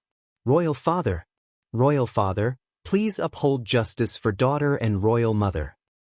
Royal father, daughter isn't a shrew making a scene on the streets like fourth royal brother said. Daughter is a royal princess, so how could daughter be so shameless? Royal father, I beg royal father to uphold justice for daughter. As she spoke, she sobbed as if she wanted to cry tears of blood. The emperor felt a headache coming on. He suddenly felt a bit of regret. Why did he meddle in this lousy matter today? At that time, besides ninth sister, Heir Rong and Commandery Princess Xiangjing were also present. If royal father doesn't believe me, you can ask those two. Heir Rong stepped forward and cupped his hands at the emperor. He said frankly, previously, it was indeed Princess Jian Kong who made a scene on the streets of Flat Mountain Town. If it weren't for that, His Highness Prince Chen wouldn't have intervened and taught the princess a small lesson. Princess Jian Kong, the emperor. Duan Yu coldly looked at the emperor of Tsangzhou. Royal father, I originally wanted to let this matter go. But since royal sister brought it up herself and Heir Rong testified, this son earnestly requests royal father to teach royal sister a lesson so that she won't act like a shrew all day long. Not only will she disgrace the Tsangzhou royal family, but she will also disgrace this son. Who are you calling a shrew? Empress Lu shrieked. Duan Yu looked at Empress Lu mockingly. So it's the daughter who insults her mother. Her Majesty the Empress is no different from that shrew on the streets right now.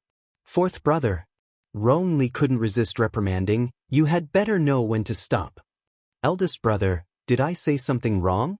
Duan Yu turned to look coldly at Empress Lu. The latter's nails dug into his palms, but he did not realize it. The muscles on his face were also twitching. It was obvious that his lungs were about to explode from anger. Fourth brother. Imperial mother is your legitimate mother after all. You're criticizing her like this today, do you know? Enough. The great emperor angrily slapped the armrest of the rosewood chair. All of you, shut up. Princess Jian Kong sobbed. Since today's matter was caused by Jian Kong, let Jian Kong bear the responsibility. The great emperor waved his hand irritably and said, since Jian Kong's appearance is improper and you're causing trouble on the streets, then I'll punish you by making you copy the precepts for women 300 times. When you return to the palace, you'll be grounded for 3 months. Father Emperor. Princess Jian Kong raised her eyes in astonishment, staring blankly at the father who had always doted on her. She was the victim, all right? Why was she still the one being punished in the end? 500 times. The great emperor bellowed. Empress Lu's face was full of anger. She subconsciously kicked her daughter lightly to make her shut up. Princess Jian Kong was full of grievances. She covered her mouth and wept. Turning her head, She actually ran out of the courtyard. Duan Yu scoffed.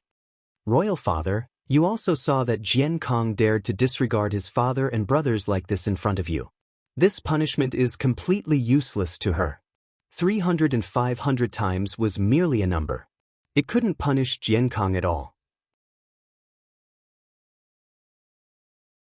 Chapter 2432. Princess Jian Kong could ask someone to copy it for her. Of course, she could procrastinate and copy a few articles and then let it go. What he wanted was for Jian Kong to be in big trouble. Since she dared to give the order to kill Jojo, she should have a taste of death first. Only when Jian Kong was in trouble would Empress Lu feel the pain. As for Mammy Li's matter, the Empress could insist that Mammy Li slandered her by accusing her master.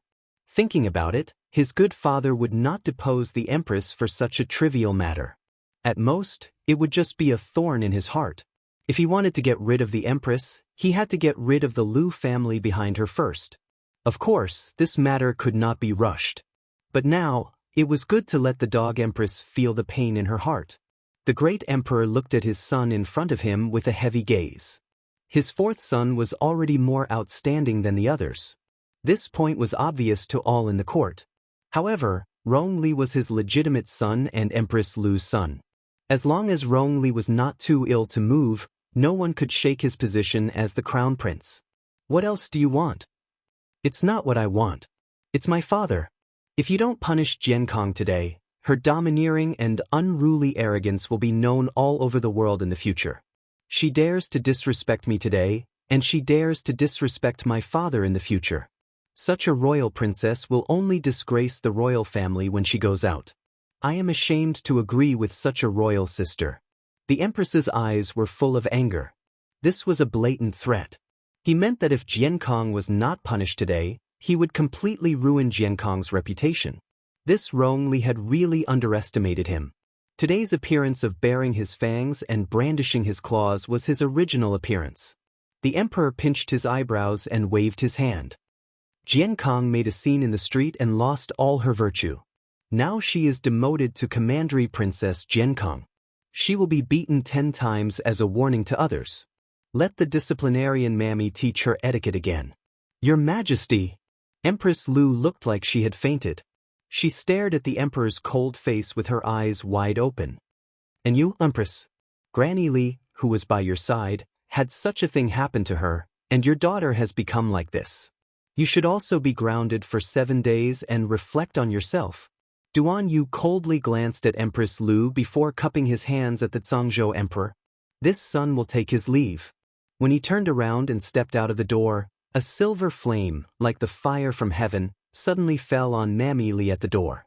In Mammy Li's shrill scream, everyone was stunned as they watched the old woman being burned to ashes by the silver-white flame. Empress Lu felt a chill run down her spine. The Zhangzhou emperor was also stunned for a long time. When he came back to his senses, he shook his head helplessly. This is the consequence of bullying my mother. Although Duan Xiaoxi did not say anything when he left this sentence for everyone.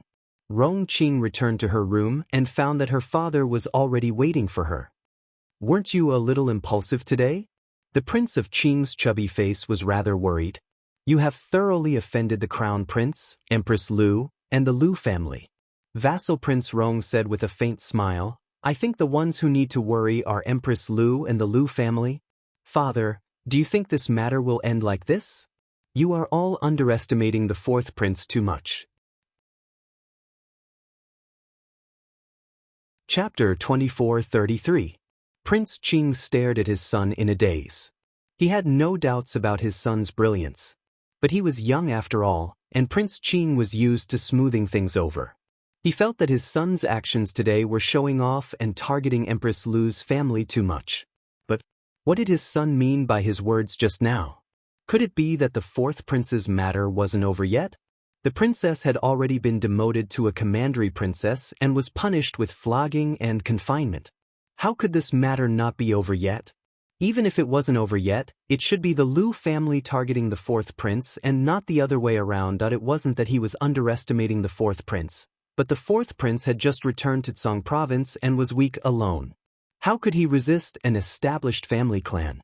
Let's wait and see, father. Rong smiled faintly. After returning to his room from the main hall, Duan Yu was still in a foul mood. After his torment today, Empress Lu, that woman, was most likely going to feign illness and have to stay in Flat Mountain Town for a while longer.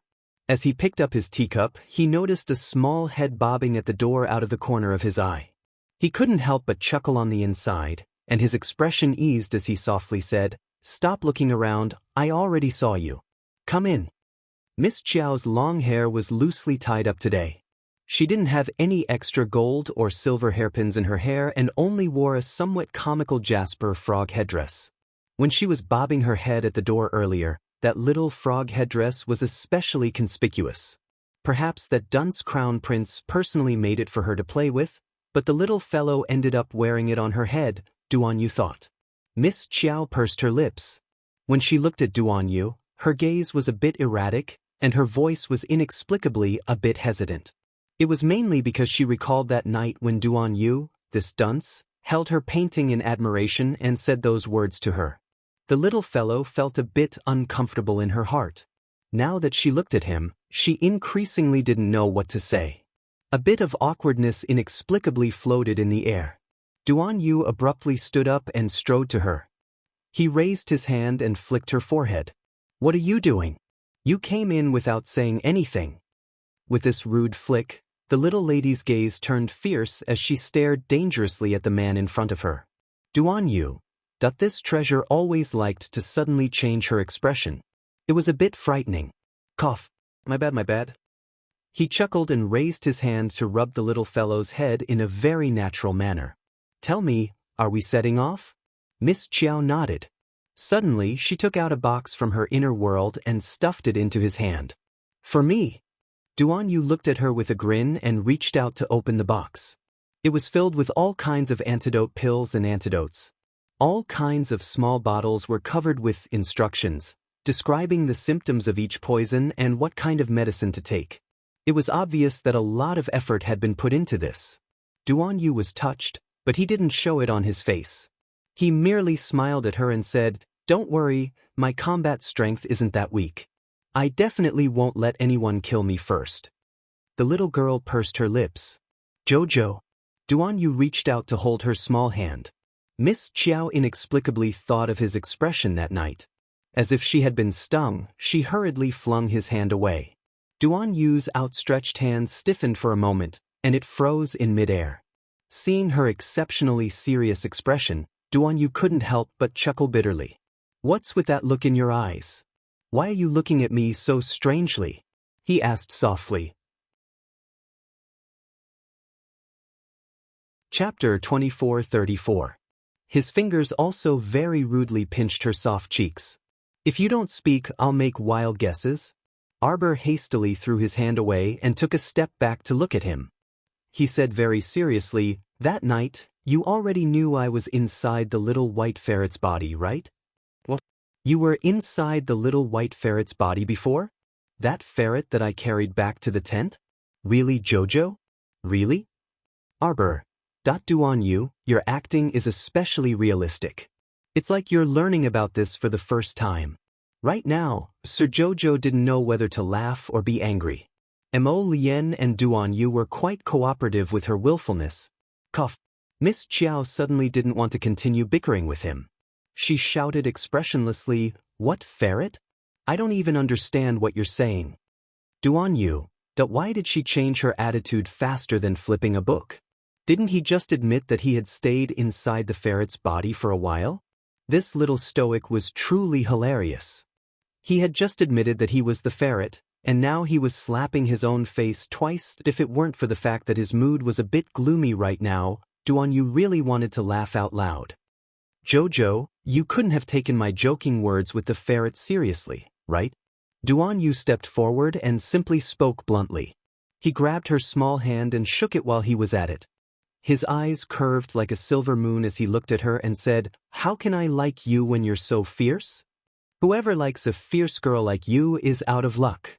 Probably only Mo Lien, that idiotic fool, would be so thoughtless. Arbor. Try belittling me again."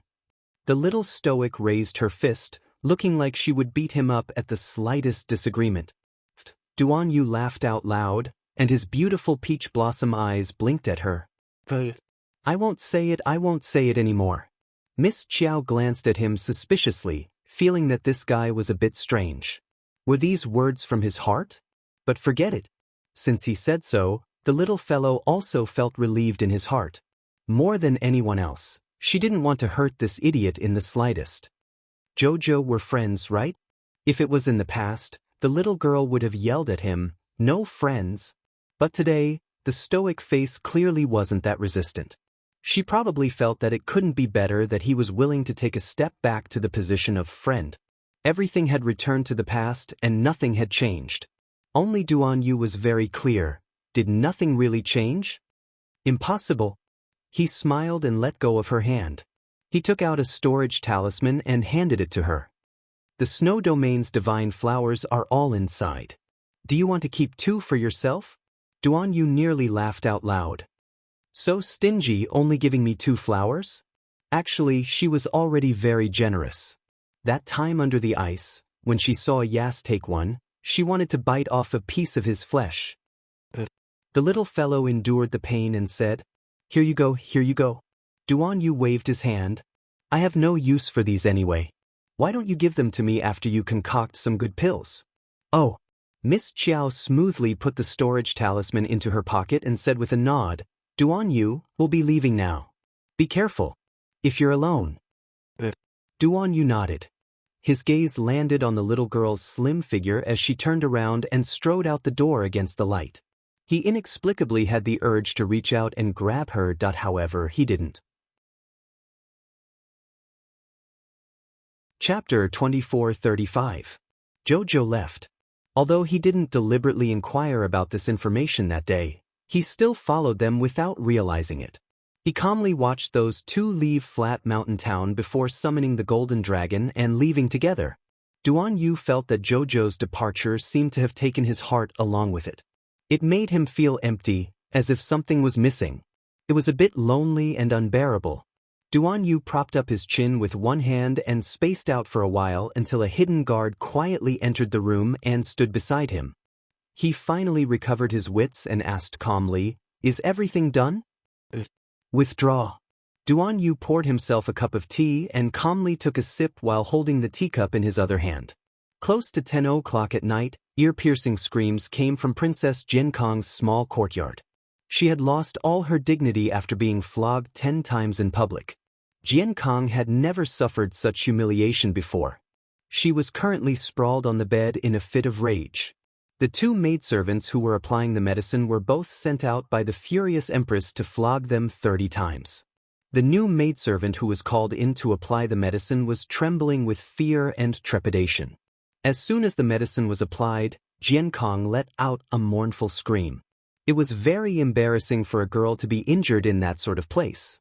Princess Jiankong was embarrassed, vexed, and angry, and her wound was also painful, itchy, and numb.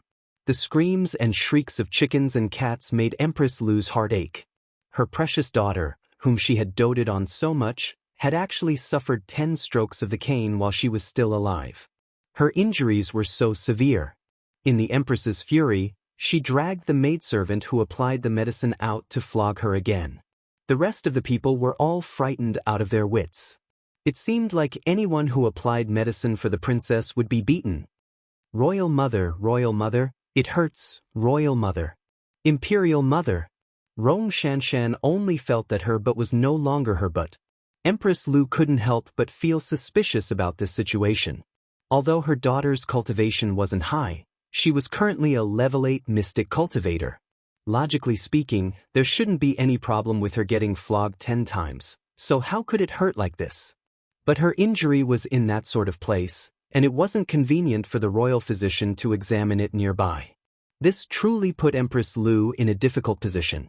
At this moment, her personal palace maid, Mi Heng, stepped forward and bowed. "Your Highness, do you still remember that medicine woman, Qing Qing?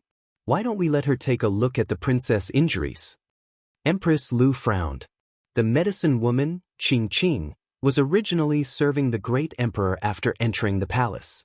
Because she had a good grasp of medicine, She had been helping the imperial physicians to nurse the great emperor's body. Over time, the great emperor seemed to have taken a liking to her. But who was Empress Lu? How could she let a vixen step on her head? Empress Lu's actions were much faster than the great emperor's. Seeing that the great emperor was about to issue an edict to confer the title, she took the first step and brought this little medicine girl to her side. Then, she threw her into her palace of Rinchuan, where she was left to dry for almost half a year. If it wasn't for Head Palace Maid Mi Heng's reminder today, she wouldn't have remembered this person. Empress Lu said with a cold face, "Then let her come over and take a look." Mi Heng nodded. Naturally, there was no need for the Empress's head palace maid to personally look for a mere medicine woman. She could just send someone to look for her. By the time the medicine woman, Qing Qing, finished examining Jiankong, it was already less than an hour later. Empress Lu's face was cold. Seeing that she wanted to say something but was hesitating, she couldn't help but angrily reprimand, "If you have something to say, just say it." Chapter 2436. Medicine which Qing Qing lowered her eyes. She didn't look like a woman with a very outstanding appearance, but she was young and her skin was very fair. She looked delicate and pretty, like a trickling stream, giving off a quiet and leisurely feeling. Empress Lu's gaze turned sharp. "Hurry and speak." Qing Qing bowed to Empress Lu with her head lowered, then said, "Your Majesty the Empress, the princess's wound is a bit strange. Someone poisoned it. No matter what medicine is applied, the pain will be amplified by 20 times. This is why the princess has been feeling so much pain. But this kind of poison only makes people feel pain and will automatically dissipate after 3 days. Speaking of which, this poison wasn't that frightening. This made her feel very strange. Such a poison could not cause any substantial harm to people at all." "What?" Empress Lu was furious and shot up from the bed. "Then what are you still standing there for? Hurry and concoct an antidote to dispel the princess's poison. Reporting to Your Majesty the Empress, this humble subject has no antidote for this kind of nerve-stimulating poison. I can only use some temporary methods to alleviate the princess's pain. To put it bluntly, this kind of nerve-based poison only wanted to make people suffer as much as possible. There wasn't much harm in other aspects." Empress Lu's expression changed drastically, and she gnashed her teeth. "It must be Rong Li, it must be that punk who did it. I won't let him off. Won't let him off." A malicious and cold glint surfaced in Empress Lu's eyes. Empress Lu turned around and glared at Medicine Witch Qing Qing. "Hurry and help alleviate the princess's pain." "Yes, Your Majesty the Empress." On the other side, Duan Yu received news that the Empress had caught a cold and was feeling unwell. The Emperor ordered her to stay in Flat Mountain Town for 2 more days. He couldn't help but sneer at this news. Jiankong's body wasn't suitable for long journeys, but if Empress Lu thought that Jiankong would recover in 2 days, then she was truly too naive. The wind whistled past. The afternoon sky was clear, and there were only a few wisps of white clouds drifting in the sky. This was the northernmost part of Tsang province, so there were few people here. Little 7th Yen flew freely, so not many people could see them. Therefore, he was overjoyed. Xiao Mu was sitting in Crown Prince Mo's arms while holding a map provided by the Tsangzhou Guard. She pointed at a place and said, "If we go from here, we'll probably have to fly for 4 to 5 days before we can return to that small town from where we first entered the Divine Province. Let's go directly to South City." Mo Lien rubbed her chin against her furry little head. "If I'm not wrong, Hu Dequan should be waiting for us there." Hu Dequan was the old man's capable eunuch, Eunuch Hu. Half a month ago, he left without saying goodbye and left on the back of a dragon. He must have scared everyone out of their wits. But at that time, how could he be in the mood to talk nonsense with Hu Dequan, Fong Su, and the others? His heart was no longer in Southern City. When Arbor thought of the soul-leaving talisman, he couldn't help but frown. The first thing he did after returning to his main body would probably be a laughingstock. It was because she had suspiciously put away all the talismans that she had tossed into her inner world after drawing them and even sealed them in a box with a binding talisman that the little fellow felt that it was necessary to do this. Otherwise, Who knew when these talismans would suddenly jump out at her and attack her without any explanation?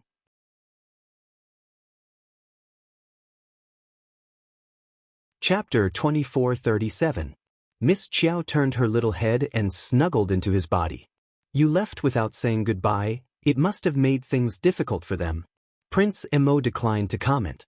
What was there to make things difficult for those people? Wasn't it just that father sent them to bring him back to the capital? They didn't seem to respect him and his wife.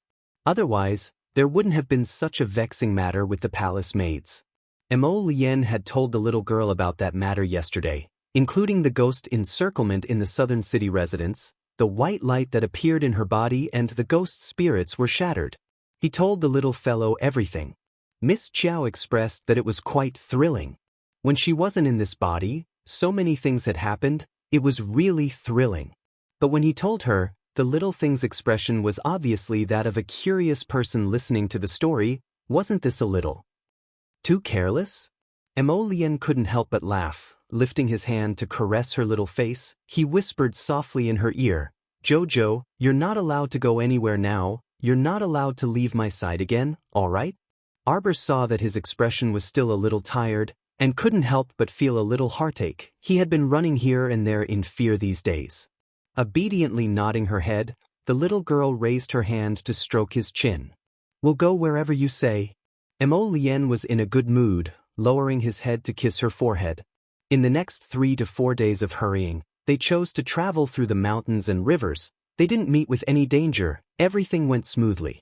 On the evening of the 4th day, the two had already reached the vicinity of the southern city. They kept little Seven, changed to a less eye-catching spirit stallion, and very quietly returned to the southern city. Prince Mo brought the little fellow to the residence that they had stayed in previously. Indeed, Hu Dequan was really waiting for them in that residence. Seeing the crown prince walk in with a little girl, Hu Dequan initially thought that his eyes were playing tricks on him. But when he saw clearly who it was, he immediately rushed forward, crying out loud, as if he had seen his own ancestor. Wasn't he seeing his ancestor? Hu Dequan was already badly battered by His Highness the Crown Prince. He had already decided to wait another 3 days. If there was still no sign of the Crown Prince, he would follow Fong Su back to the capital to report first. Although the Emperor of the Divine Land had been informed of the news that the Crown Prince had left alone dozens of days ago, he was still anxious and wanted to find this capricious prince. Look at His Highness. He had already arrived at the Divine Land, but who knew what was wrong with him? Without even saying a word, he directly threw away the pot and left alone on a golden dragon. This group of people was left behind with dumbfounded expressions and staring at each other. During this period of waiting, it could be said that everyone was extremely anxious and anxious. Your Highness. Hu Dequan wiped his tears and said, Your Highness has finally returned. You didn't see the Crown Prince Consort? Crown Prince Mo grumpily retorted. Needless to say, when Hu Dequan was agitated, he only saw his Crown Prince. He really didn't see clearly who the Crown Prince brought back. Hearing the Crown Prince's words, Hu Dequan shuddered and looked at Arbor in shock. Crown Princess? The Crown Princess had disappeared together with His Highness the Crown Prince that day. The last time he saw her, the Crown Prince flew into a rage because a few palace maids had treated the Crown Princess poorly. Unexpectedly, when they met again, the Crown Princess, who had always been bedridden, could actually run and jump. She looked very healthy. Chapter 2438. Could it be that the Crown Prince had left without saying goodbye that day because he had brought the Crown Princess to ask for medicine? A thought flashed through Eunuch's mind, but he didn't dare to dwell on it. He hurriedly knelt down and bowed respectfully to the Crown Princess.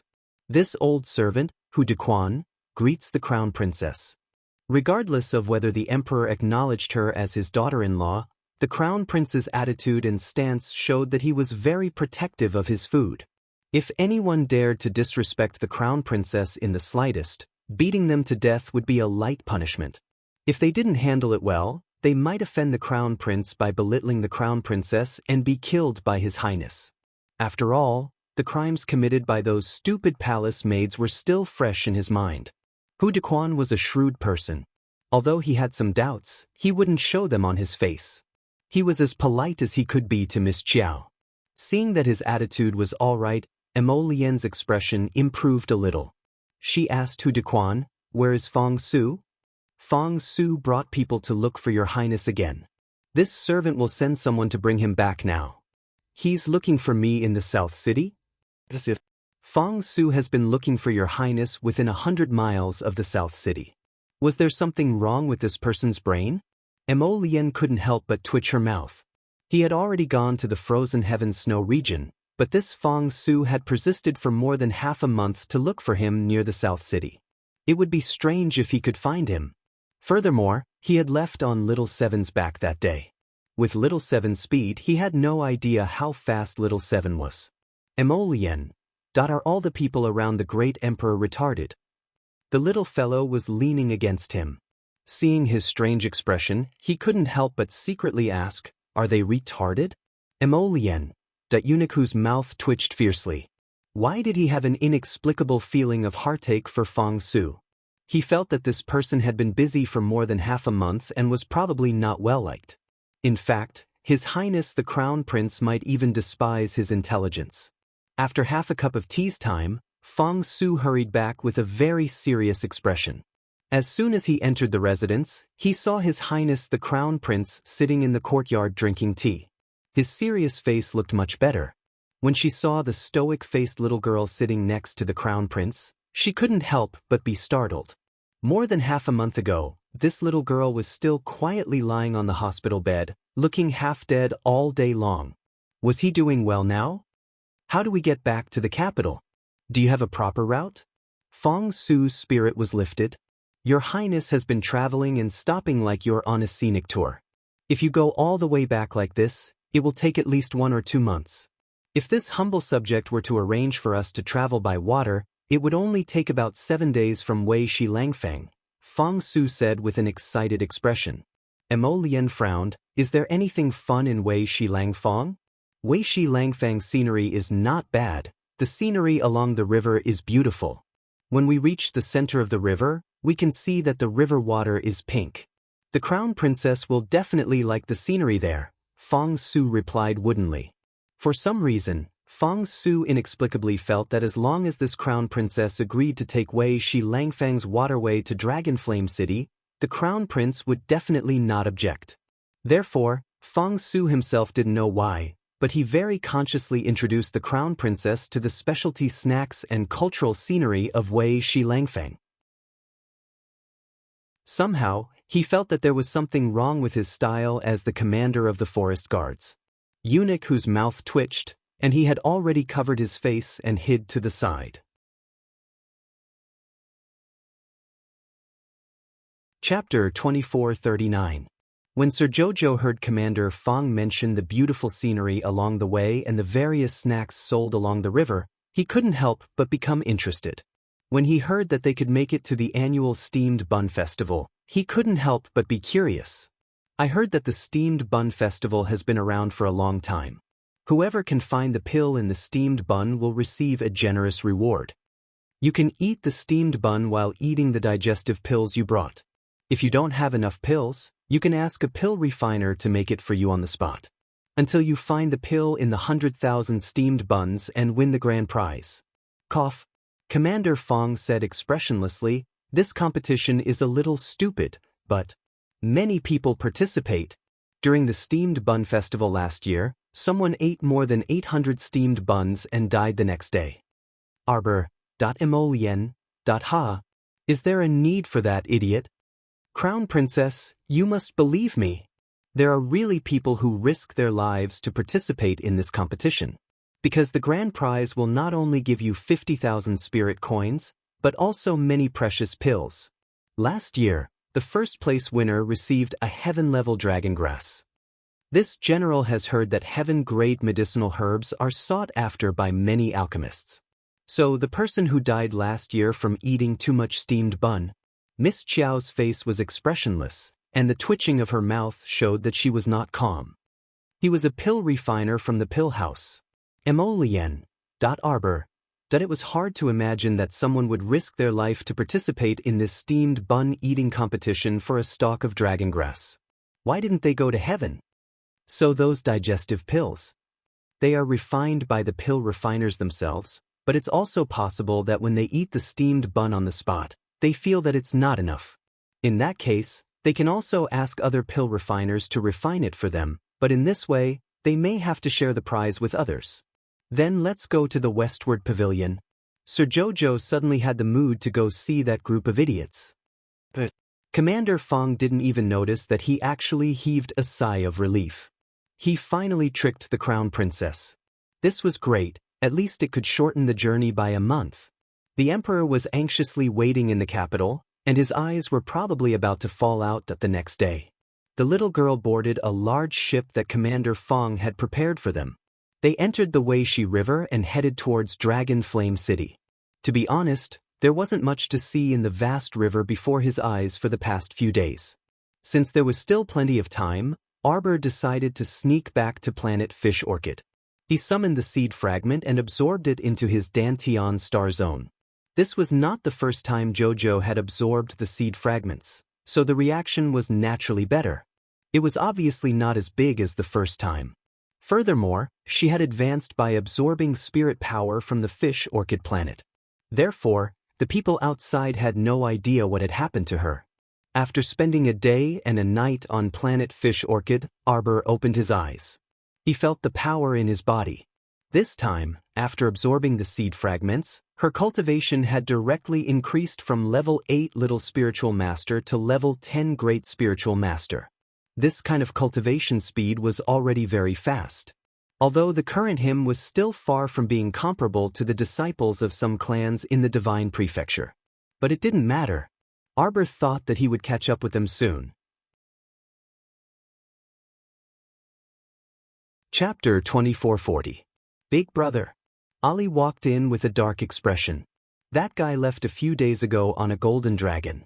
I heard that he had a little girl with him when he left. Hearing this, Akir jumped up from the stool. Brother Yassi, are you talking about the Crown Prince of the Mo Kingdom? Ali pursed his lips. Akir, I already said last time that this isn't the Crown Prince of the tiny Mo Kingdom. That's the Crown Prince of the Divine Prefecture. Akir's eyes were filled with dissatisfaction and disbelief. I thought you were joking.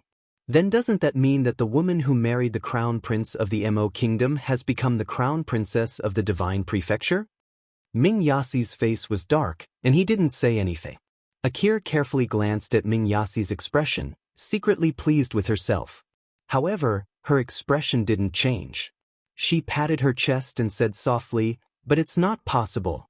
How could a woman with no background from a rundown village be acknowledged by others when she came to the Divine Prefecture and returned to the imperial capital? Don't say that the Emperor of the Divine Prefecture wouldn't acknowledge such a shameless daughter-in-law. Even the civil and military officials of the court, the aristocratic families, none of them would acknowledge her existence." As she said this, she couldn't help but laugh gloatingly. How could such a poor woman from a village catch the eye of the Emperor of the Divine Prefecture? How could she catch the eye of the aristocratic families of Dragon Flame City? There was an 80% chance that when she returned, she would be subjected to everyone's disdain. Everyone would treat her like trash and sweep her aside. Otherwise, they would treat her as a little transparent and not even speak a word to her to avoid lowering her status. She didn't even need to think carefully to analyze how difficult that Xiao woman's days in Dragonflame City would be in the future. In any case, she would suffer. Shut up. Ming Yassi waved his hand and slapped Akir without hesitation. Talk too much. Get out. Akir covered her face with one hand and looked at Ming Yassi with eyes full of shock and shame. Brother Yassi, why you hit me for that woman? It was for her, right? It must be because of that bitch. She had only verbally scolded that bitch and mocked her a little. Was that enough to make Brother Yas unhappy? Throw her out. Ming Yassi waved his hand in annoyance. He didn't want to listen to this woman's incessant nagging, especially the words, Crown Princess of the Divine Land, which kept lingering in his ears. It was really annoying to listen to. Brother Yas, Brother Yas. Akir was rudely shoved out by the bodyguards. Not long after, a guard hurriedly walked in and bowed to Ming Yassi. He walked up and whispered in his ear, Imperial Noble Consort requests that you return as soon as possible. What is it? He had already obtained the Snowfield Divine Flower, so this trip had not been in vain. However, for some reason, Yas felt extremely displeased. The Underworld Province guard handed over a red, gilded invitation. Dark Yas glanced at it, then slammed it shut with a furious smack. Return to Underworld Province. Ali heaved a sigh of relief. They should have returned long ago. Anyway, they had already picked the Snowfield Divine Flower. There was no point in staying in Flat Mountain Town. He just didn't know what Big Brother was waiting for. Ming Yasi glanced at Ali. He didn't know what he was angry about either. He just felt that something was wrong. Chapter 2441. The two banks of Weishi River were densely packed with people. Grain ships and cargo ships were all gathered here. The boatmen were busy moving the goods in the cold wind of the winter night, fighting for the last ray of light. Their noses seemed to have faintly smelled the fragrance of food. It was going to be night soon, and the lights on both banks were lit up. Rows upon rows of restaurants and shops by the river, food stalls and sundry goods stalls were energetically shouting for the last wave of business. Some young masters were drinking wine and drinking tea in the tea houses and wine shops. It was poetic and picturesque, and what entered their eyes was a bustling and elegant beautiful night scene of Weishi River. While the peddlers and laborers were tired from running in the cold wind, their footsteps hurriedly returning home. The boats on the river were like shuttles, connected from head to tail. The boatmen pulled the boats and roared, the boatmen rocked, and the singing girls sent bursts of wind into the wind. A two-story official boat followed the slowly flowing river, slowly approaching the Weishi corridor built across the river. The entire corridor was built on the river surface. Although it was late at night, the corridor was filled with peddlers and pedestrians, selling all kinds of things. Miss Chiao had been sitting at the bow of the boat since early in the morning, holding two Weishi eggs, using the excuse of basking in the sun to help the eggs hatch. It was already late at night, and seeing that there was no movement from the eggs, she could not help but lean on the railing of the boat with a gloomy expression. When Emo Lien found his way to the deck, he saw the little fellow shaking her small head as she sighed in despair. That long ponytail at the back of her head swept back and forth around her waist. He could not help but laugh and quickly walked up, hugging her small waist from behind, and pecked her little face without any explanation. "What are you doing? It's going to be cold at night, and you're still standing here to enjoy the wind." The little girl turned around. Her eyes were extremely bright in the dark night, sparkling like stars. Her two little claws were holding onto two Weishi eggs the size of pigeon eggs. She looked at him with a gloomy expression and said, "It's been so long, and they still haven't hatched. Do you think they're fake eggs?" Emo Lien could not help but be amused. He lowered his head and pressed against her smooth forehead, chuckling softly, "Not cooking anymore? Hey, you're the one who cooked the phoenix egg and ate it." The little fellow looked unhappy. She looked at him and said with conviction, "Who's a foodie like you?" Emo Lien laughed out loud. She hugged her and swayed her little body. I'm a glutton. Sir Jojo snorted and glanced at him. He rubbed his head against his chest and asked, "Is it okay for us to dock in the middle of the river for one night?" "It's no big deal." Emo Lien smiled and hugged her waist. She raised her finger and pointed ahead. "Look, there are many boats docked there. They are all waiting to participate in the steamed bun festival tomorrow morning." Arbor's eyesight was good. He had already seen many stacked steamers placed in front of the Weishi corridor. At this time, Fong Su walked over and bowed without looking sideways, completely ignoring the two's closeness. "Your Highness the Crown Prince, do you want this humble servant to arrange for you to stay in Langfang for a night?" The 30-li Weishi corridor was built on top of the river in such a charming manner. It could be said that it almost crossed half of the Weishi River. Naturally, there were places to eat and sleep on top of Langfang. "We came so late. There's still a place to stay on top of Langfang?" Arbor blinked and asked. Fong Su cupped his hands and said respectfully, replying to the Crown Princess, "If your Highness the Crown Prince and you want to go, there's naturally a place to stay. Even if there wasn't, he had to make it."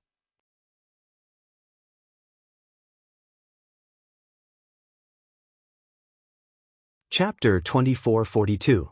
Prince Mo smiled and lowered his head to look at his baby. He asked softly, "Jojo, do you want to go to the gallery?" "I don't think so." Miss Chiao looked at the bustling crowd in the gallery and pursed her lips in disinterest. The entrance to the gallery was already crowded with people. Perhaps the people who were participating in the Mantu festival and came from nearby cities were also here today. It would be more comfortable to spend a night on her own boat than to go up and squeeze with so many people. She would go up and squeeze with them tomorrow. Then I'll ask someone to prepare dinner. Prince Mo hugged her waist and tightened his arms. "What do you want to eat?" "Fish." Sir Jojo's eyes lit up. "The kind that's fried." "Okay." Mo Lien nodded. "I heard that Wei Shijiang is most famous for its osmanthus fried fish. There's also super spicy fish head soup.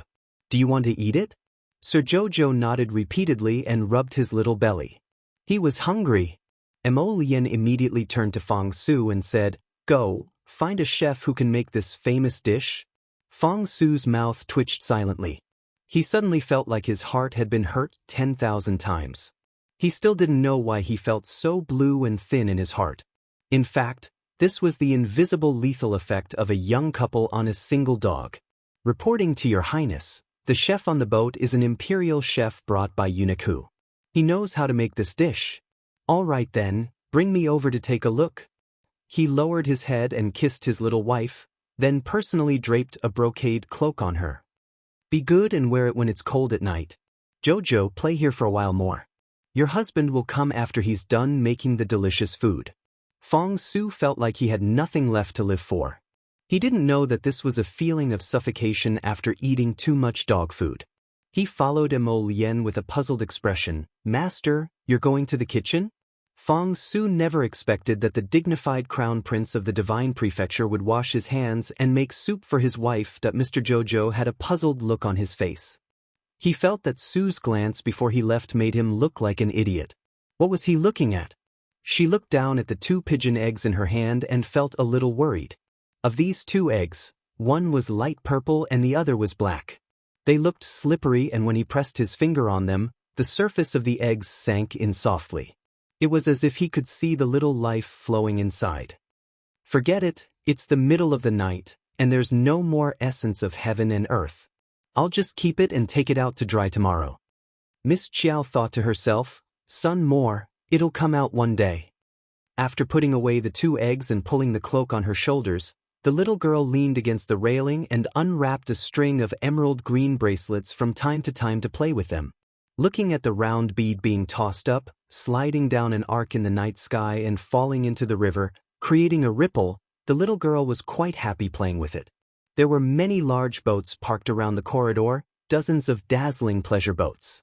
Their 2-story official boat seemed very low-key and deserted among the dozens of large boats. There were only 2 faint palace lanterns hanging on the deck, and there was a ray of dim yellow light in the cabin. Other than that, the whole boat looked dark and gloomy. It was unlike the pleasure boats opposite them that were filled with singing and dancing. The female singers sang songs and sent them into the night against the wind. Dozens of red lanterns hung high on the deck of the boat, illuminating their graceful figures as they danced at the bow of the boat. At this moment, a golden and jade pleasure boat slowly glided past the boat they were anchored in.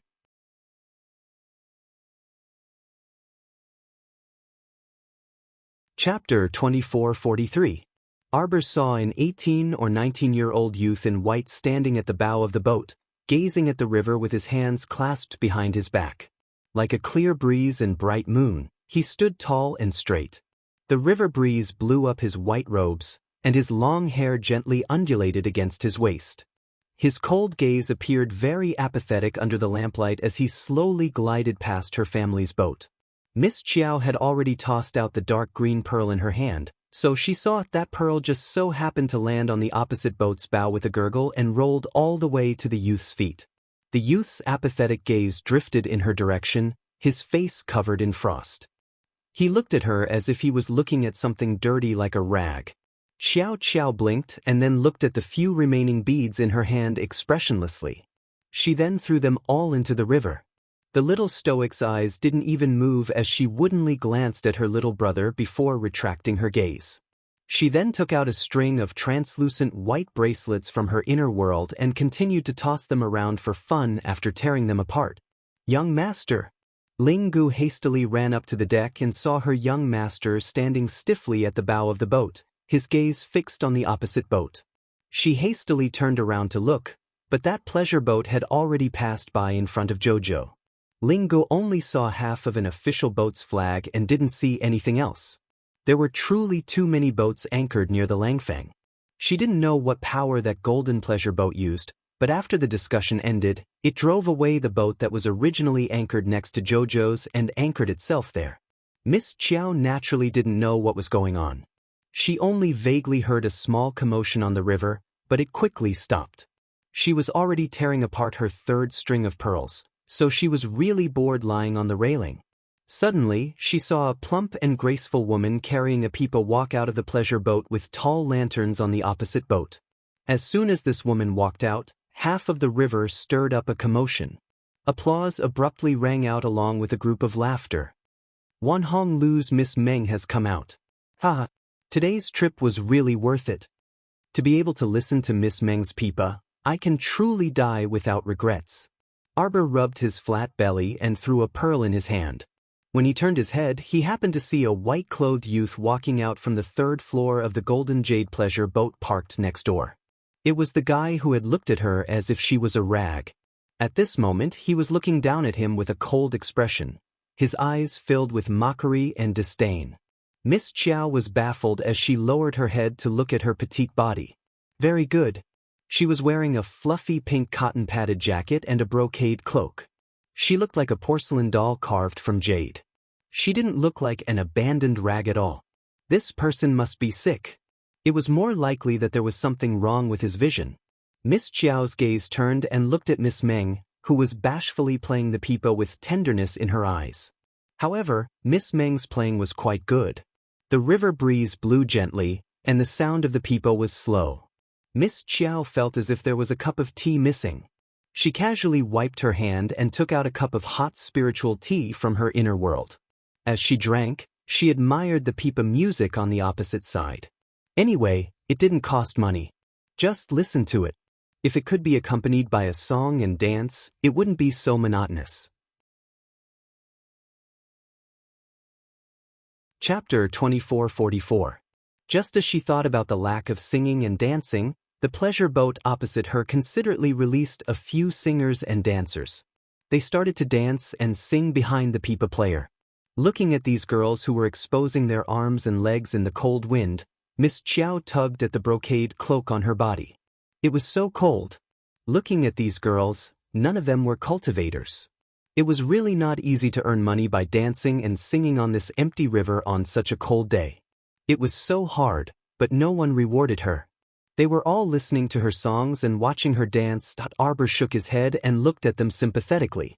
If someone saw Miss Chiao's expression at this moment, they would definitely burst out laughing. Good. It was unknown which idiot on the river shouted. Sir Jojo poked his head out from the railing of the boat and looked towards the source of the sound. From her angle, she could only see some densely packed boats. Other than that, she really could not see anything else. However, she did not need to continue looking around. The guy who had called out good suddenly flew up into the air. It was unknown which boat he had come from, but in an instant he landed on the deck of the pleasure boat on the opposite side. He stretched out a folding fan and held up the chin of the peepa girl on the opposite side. He smiled and said, "Miss Meng really played the peepa well. I'll pay 1,000 spirit coins to ask Miss Meng to play the peepa for me for a night." "TSK, you only have 1,000 spirit coins and you still have the nerve to bid." "Miss Meng, I'll pay 2,000 spirit coins." "I'll pay 3,000. One bid after another broke the bustle on the river. Almost all the people on the boats ran over to the deck to watch the show. A middle-aged woman walked out from the pleasure boat opposite them. She stretched out her hands and gestured downwards. Her voice was steadily transmitted into the wind. "If you want to listen to Miss Meng play the peepa for a night, the starting bid must be 5,000 spirit coins." "Fuck, it's really shady. What's the background of this Miss Meng?" Why is her value so high? She's the star of the myriad red house. Her value is naturally high. Hey, is that pleasure boat opposite us from the Qin estate? It looks like the clan emblem of the Qin estate. Yes. It seems to be from the Qin estate. After Miss Meng finished her song, she stood up and bowed to everyone. She said softly, "Thank you for your love. This little girl is not talented, I only have one hand on the pipa, which is pleasing to the ears." It was said that Ziqin, one of the 5 dukes of the Qin estate, was proficient in chess, calligraphy, and painting. She was especially proficient in playing the zither. She was even able to transmit her voice into the rhythm, which was extremely moving. This little girl is not talented, so I would like to ask 5th young master to give me some pointers. Everyone quickly laughed and said, "Miss Meng is too modest." That's right. I love listening to Miss Meng's lute nocturne. Her playing isn't inferior to 5th young master Qin's. So it really is the Qin estate's pleasure boat. 5th young master Qin's zither skills are unparalleled in the world. How can Miss Meng compare with him? When Arbor saw that they were only talking and not performing, he lost interest and continued to lie down. The pearls in his hand were thrown away one by one. Suddenly, that Miss Meng slightly exclaimed. It turned out that the young master who had jumped onto the deck first and bid 1,000 spirit coins had forcefully pulled her into his embrace, causing Miss Meng to exclaim in surprise. "I bid 5,000 spirit coins." That vulgar young man smiled and raised his hand. "Miss Meng, your lover today is me, Ufa." Arbor, who was originally lazily lying down on the railing, suddenly narrowed his eyes. A dangerous aura was emitted from his body.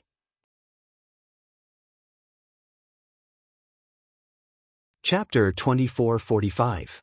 The little stoic looked coldly at the pleasure boat across from them. She carefully sized it up and seemed to recall something. She reached out and took out several pieces of drawing paper from her inner world. She pulled out one of them and carefully compared it to the sloppy man under the light. As expected, it was this Ufa. He was one of Yu Baishan's 2 sons who ran away from Shuntian Prefecture with the Yu family, one of the 3 patrician families in Wenka City.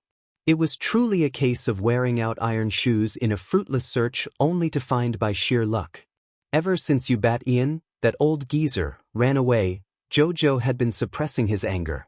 He and others schemed against Jojo behind his back, so Jojo wouldn't let them off so easily. Arbor's gaze hardened, and she kicked the railing with the tip of her foot. She then leaped up and headed for the pleasure boat across from them. The 2 hidden guards hidden in the shadows. Not good. The crown princess was stirring up trouble again. After lightly landing on the pleasure boat, Arbor summoned her ferrule and hit the back of Ufa's hand without another word. Ufa was startled and wanted to retract his hand, but he didn't expect to hear a crisp slap next to his ear. His entire arm went numb from the ferrule and drooped down at once. Miss Meng was stupefied. She had seen heroes saving the damsel in distress, but she had never seen a beautiful girl saving the damsel in distress. The middle-aged woman on the pleasure boat was also a bit surprised. She was about to step forward to mediate the conflict, but she didn't expect that the little girl who suddenly flew onto the boat would kick her without any explanation. This time, it hit Ufa squarely in the stomach. With a fierce kick, Ufa was sent flying, crashing heavily into the window frame.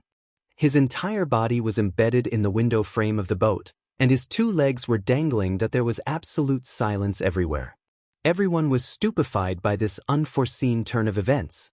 They had seen people fighting over song and dance dancers, but they had never seen a little girl board a boat to fight over song and dance dancers. Was there still justice in this?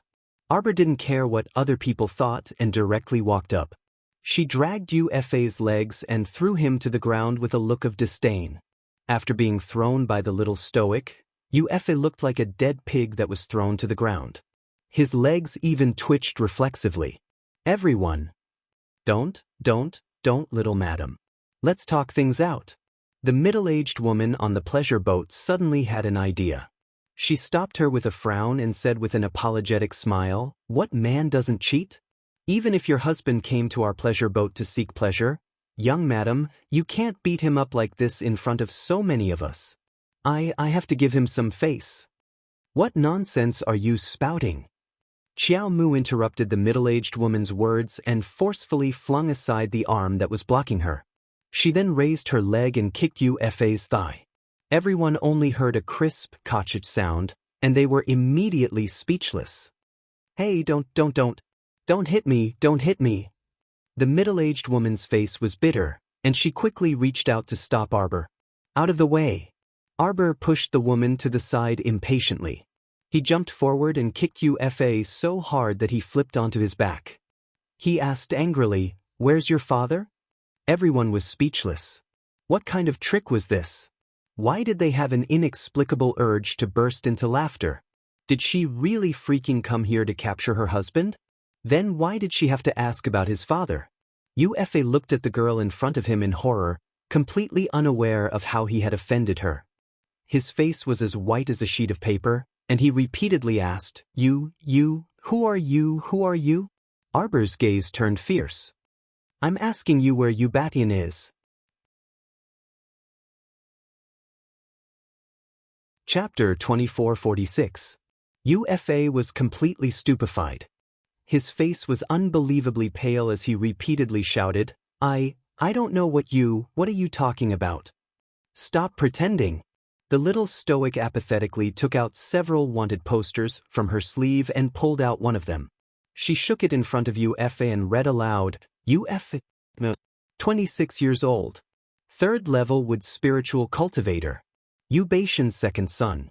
Yu Hui's younger brother, Yu Tuo's second older brother. Everyone. Good heavens, there really was a detailed description attached to a wanted poster. However, what was with this inexplicable comical feeling? You still want to deceive Jojo. It's all written here. You still want to deny it?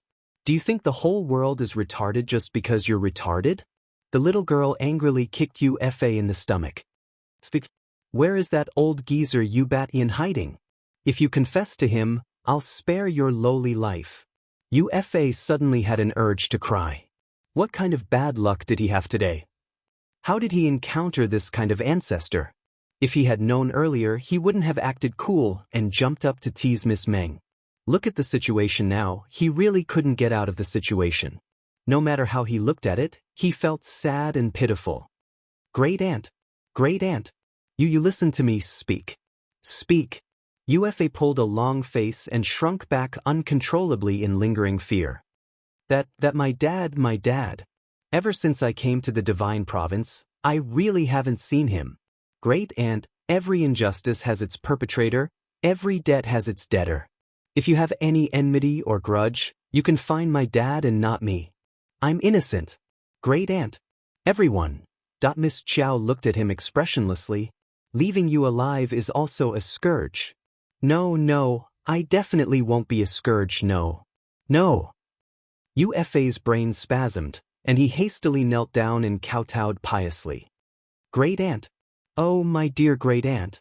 I can swear to the heavens that I only want to eat, drink, be merry, and follow my heart in this life. I don't want to care about the Yu family's lousy affairs. Please spare me. Arbor looked at him impassively. Yu Fei hurriedly knelt on the ground and cupped his hands as he cried out, I swear. If I say a single false word, then let me be burned by heavenly fire, be struck by heavenly lightning, and die without a burial ground. As he spoke, he looked at Arbor with a fawning expression. I can write an oath to prove that I'm not lying. That old man of mine, miss, you don't have to say, I also hate him. He wasn't an upright person. When he arrived at the Divine Land, he took my little brother with him. I don't know where he went. From that day onwards, I no longer recognized him as my father. Speaking of which, I'm also wronged. My father has never loved me since I was young. Although I'm a member of the Yu family, no one in the Yu family cares about me. I no longer have anything to do with the Yu clan. The right and wrong of the Yu clan have nothing to do with me. Yu Fei pointed to the sky and the earth. Everyone looked at each other, speechless. There were even people who couldn't help but snicker at Yu Fei's cowardice. Actually, Yu Fei wasn't lying. When he was in the middle 6 prefectures, he wasn't as capable as his 2 brothers. He spent the whole year roaming the red light district and made Ubatian lose face. Not to mention that UFA didn't treat the U family as his home, Ubatian didn't treat UFA as his son long ago. If it weren't for the fact that this second son had coincidentally hugged his thigh and escaped the U family with him, Ubatian wouldn't have cared about this good-for-nothing. He was simply a good-for-nothing. Chapter 2447. Therefore, UFA and Ubatian probably didn't have a good father-son relationship. The rest of it was probably the matter of him cheating his father and son. The little girl definitely didn't expect that this person's desire to live was so strong that he was even willing to sign the oath. This meant that he really didn't hide anything from her. The U family definitely didn't have a good relationship with him. Otherwise, the oath really wasn't a joke. At this moment, she wanted to stomp her little foot down but didn't have the nerve to do so. She hesitated for a while in midair before retracting her foot and looking at UFA expressionlessly. Since he said so, she had no reason to beat him up anymore, right? Looking at the little girl's regretful expression, UFA's body shook for no reason. He hurriedly raised his hand over his head and swore, "Great aunt, every word I said is absolutely true." Even the entire U family was wiped out by great aunt. Tell me, how can I be so powerful and dare to find trouble with great aunt, right? Hearing this, the crowd was instantly in an uproar. Most of the people on the surrounding buildings and pleasure boats only saw the little girl's figure flash into the pleasure boat. Basically, they didn't see the little girl's face clearly. But just by listening to her voice, they knew that this girl was very young. Such a young girl could wipe out someone's entire family? Stop bragging, right? Although this UFA looked like a bear, the scale of his family was probably not that big. But at any rate, it was a family. How could a little girl wipe out an entire family? They didn't believe it. They didn't believe it. This UFA couldn't be the little girl's accomplice to make a name for himself, right? Everyone thought to themselves. If Arbor knew what these people were thinking, he would definitely roll his eyes at them. Make a name for himself? Who wants to make a name for himself in front of you bunch of weaklings? Accomplice my ass. Arbor glanced at UFA and snorted. What a load of nonsense. None of it is useful. I'm only looking for your father. The others have nothing to do with me. What he meant was, I don't care about the lives of your family at all. Who has the time to take their lives? Ubatian colluded with Brother Go to harm her. Yu Hui released a high-level corpse puppet to scratch her and almost killed her Chiochio. He would not let any of them off. However, there was one thing that made her suspicious.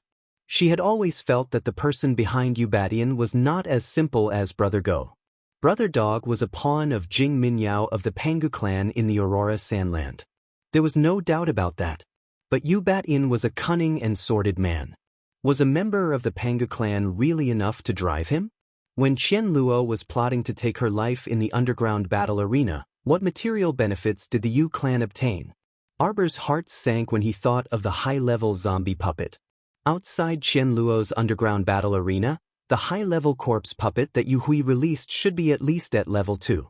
What did Yu Hui have to do with Tian Yun? Or was the Yu clan related to Tian Yun? The Yu clan was perhaps one of the Sky Fate organization's strongholds in Shuntian Prefecture. Therefore, the fact that Ubatian had returned to the Divine Land meant that the Heavenly Fate organization should also have a stronghold in the Divine Land. However, no one knew where this stronghold was located. Arbor felt a chill run down his spine. Could it be that Tian Yun was going to attack the Divine Land again? At that moment, Arbor seemed to have grasped something in his mind. Chapter 2448. Unfortunately, that spiritual light slipped by too quickly and disappeared again in a hurry. Arbor glanced coldly at UFA. When she saw this man's cowardly appearance, she didn't feel like attacking him anymore. She retracted her foot and glared at him. Why aren't you writing? UFA.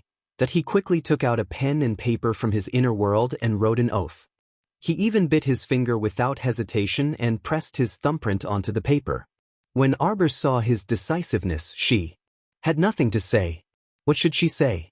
She wouldn't get Ubatian's whereabouts even if she interrogated this punk.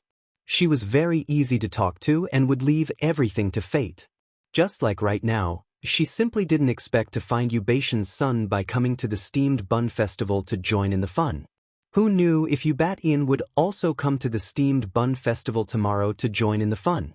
Jojo actually knew that this possibility was quite low. Miss Chow expressionlessly turned around. Everyone was taken aback when they saw the little stoic's exquisite and beautiful face at first glance. But when they saw her stoic face, they couldn't help but twitch their mouths again and again. The little girl in front of him looked serious, but in fact, she was a black-hearted person. Look. It was as if the little fellow who beat someone up and almost couldn't pull him out of the window wasn't her at all. There was no need to mention how indifferent his expression was. Hey, wait. The owner of the pleasure boat was the beautiful woman. She couldn't help but walk forward and reach out to block the little girl's path. Miss, you didn't say anything and jumped on our boat. Look at this and that. You've smashed a hole in my boat. Do you still want me to do business? What do you think we should do? The crowd of onlookers couldn't help but secretly give this woman a thumbs up. The little lady looked like a savage, but she dared to go up and demand compensation. As expected, she was a formidable character. Arbor coldly stared at her for a long time, causing the woman's heart to pound uncontrollably. She suddenly asked, "How much?" How much? Arbor looked at the woman like she was looking at an idiot. Didn't she ask for compensation? He waited for her to make a bid but didn't say anything. If he wasn't an idiot, then what was? Why did it feel so tiring to talk to someone? 500 spirit coins. This woman originally wanted to shout out a sky-high price of 5,000 spirit coins or something to make this stoic-faced little girl bleed. However, the moment he opened his mouth, he saw the little girl's dark and bottomless eyes looking at him. He couldn't help but twist his tongue and shout out a real price. Arbor nodded and took out a small pouch from his inner world. The woman's complexion instantly turned for the better, and she reached out to accept it with a smile. However, Xiao Mu retracted her hand and opened the bag herself. She counted out the money one by one, and after counting up to 500 spirit coins, she closed the bag tightly. The woman was speechless. You even fucking counted them one by one. Why don't you go to heaven and pinch them? This little girl didn't seem like someone who lacked money. Who would have thought that she would be so stingy? After the little fellow finished counting the money, he threw the cloth bag into his inner world and turned around to fly back to his ship. She looked up and happened to see the large ship with the Qin Estates emblem. On the third deck of the ship, the white-clothed youth who had previously treated her like a rag was staring at her without blinking. What was he looking at? When Miss Chiao thought of the Omega Kotoku, she felt sick of it and didn't have a good impression of the people from the Qin estate. Chapter 2449. Especially this youth, who kept looking at her with a disdainful gaze just now. He was simply crazy. Arbor didn't like him in her heart, and her stoic face became even more expressionless. She lifted her eyelids and swept a glance over before looking away. Little miss, you didn't lose out on this 500 spirit coins? The woman was still grumbling over there, but Arbor already couldn't be bothered to listen to her. She flew away from Miss Meng's pleasure boat and jumped straight back to her own official boat. She had just steadied herself when Emo Lien walked onto the deck, followed by the serious-looking Fong Su, who was holding food, and the ever-smiling eunuch Hu and his entourage. Everyone was holding a steaming hot dish in their hands, and the aroma wafted over. Arbor immediately ran over with quick steps, and her eyes lit up as she exclaimed, "Eat!" Emo Lien was secretly amused. She walked up and reached out to grab her little hand. What were you doing outside just now? What did I do? I didn't do anything. The little fellow pulled him to sit down at the table and blinked with an, "I'm especially obedient" expression. Then what did Fong Su say? Did you run over to the opposite boat to cause trouble? Fong Su, Your Highness, is it good for you to cheat your subordinate like this? Is there a master who would sell out his subordinate without a second word like you? Arbor cast a glance at Fong Su, and the latter instantly felt chilly and sinister gusts of wind. He kept feeling a sense of dread rising in his heart. He wouldn't be unlucky, right? I saw an acquaintance, so I went over to say hello. It didn't take long either. It's delicious. Arbor took the fish soup that he scooped for her and drank half a bowl. She felt warm all over and the taste was extremely good. She hurriedly handed the bowl over to him for another bowl. The corner of Fong Su's mouth silently twitched. Half a quarter of an hour ago, he came up to the deck to take a look. At that time, the crown princess was clearly on the opposite deck, and she beat up an unlucky man. The crown princess's way of greeting was really special. Fong Su wanted to chuckle, but when he saw the little girl's eyes staring at him, he didn't know why, but he couldn't bring himself to laugh. Look at how terrified he was. A big man like him was defeated in front of a little girl. It's Yu Baishan's second son. He's such a coward. Arbor snorted. I can't be bothered to lower myself to his level. Fong Su said in his heart, if you had the same level of knowledge as other people, would that unlucky fellow still be alive? Is the Qin Estate's ship next to us? The crown prince reached out to hold her small hand as he asked in a soft voice. Arbor nodded. Ignore him. Arbor nodded again. Of course, she wouldn't bother with them for no reason. She still didn't want to see Omega Kotoku. Early the next morning, Xiao Mu was woken up by the clamorous laughter in the corridor outside. Moving his little arm, the little fellow opened his eyes and saw his husband's handsome features right in front of him. He immediately felt that his beautiful day had begun. Have you seen enough yet? Mo Lien opened his eyes with a grin. Because he had just woken up, his voice was still a bit gloomy and hoarse. Not enough. The little girl shook her head vigorously, causing the man to laugh in a low voice. By the time the two of them started to dawdle, an hour had already passed. After washing up, Arbor pulled his hand and walked towards the deck of the ship. Let's go and see the results of last night. Mo Lien raised his brows slightly. Results?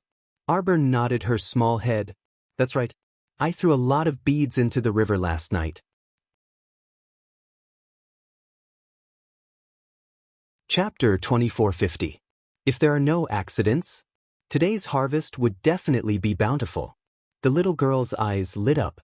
Mo Lien held her little hand and smiled as they walked to the deck together. He said in a low voice, yesterday, that kid from the Yu family didn't stay here. He ran away with his tail between his legs. Arbor nodded. Don't bother about him. He's just an unloved fellow. He's completely useless. Thinking about how she had to compensate him with 500 spirit coins last night, Miss Chiao couldn't help but feel her teeth ache. If not for the fact that she was in the wrong last night, let's see if she would compensate him. Mo Lien looked down at her lively little expression and couldn't help but chuckle. He leaned in and kissed her ear. Jojo, your little expression is very interesting. Arbor was expressionless. She looked up at Prince Mo and snorted softly at him. As they spoke, a commotion could be heard from the deck of the ship outside. When Arbor walked up to her deck, she realized that the ship opposite her was already filled with people. At this moment, he was pointing at the river and shouting excitedly, Wow, I see a school of fish so early in the morning. This is really a good sign. Who knows, maybe we can get first place in this steamed bun festival. Hey, little brother over there, wake up. Can you not talk in your sleep in broad daylight? Get first place? It'll be good enough if you can get into the top 10. Why are there so many fish circling around here and not leaving? Arbor thought that of course they wouldn't leave. She didn't throw in so many pearls and bracelets that smelled of medicine last night for nothing. Jojo? Mo Lien's eyes brightened. He looked at his little wife and whispered into her ear, These ingredients are quite fresh. Bring them back to Fish Orchid Planet in batches to raise them. She just felt that there were too few fish in the waters of Fish Orchid Planet. Her Lien indeed understood her intentions. He knew what she was going to do after she made a fuss. Miss Chiao expressionlessly took out a storage talisman and swiftly threw it into the air. The talisman's energy expanded, and the school of fish in the river was sucked into the talisman. Needless to say, this scene was truly stunning. The people on the nearby boats all gasped and asked in a trembling voice, What is she doing? Collecting fish? Oh my God! Wasn't this too excessive? Looking at the fishes entering the storage talisman like a string of beads, everyone almost forgot how to speak in that instant. The visual effect was too shocking. I have a storage talisman with me. Mother, looking at this situation, this storage talisman isn't a blue talisman, right? I also want to buy a storage talisman, but it's a pity that it can't even be sold on the black market. Damn it. While everyone was prattling on, Xiao Mu had already collected all the fish that had gathered here into her storage talisman without batting an eyelid or skipping a beat in her heart. At this moment, everyone saw clearly. This little girl who had taken out a storage talisman and openly collected such a large school of fish was the little fellow who had jumped onto Miss Meng's boat to beat her up last night. Last night, the sky was dark and hazy, so it wasn't very clear. Today, under the rising sun and separated by the surging river, the sky was blue and the waves were blue. Oh my God, this little girl's face was a little too beautiful. The plain-clothed man beside her was also a rare handsome man in the divine continent.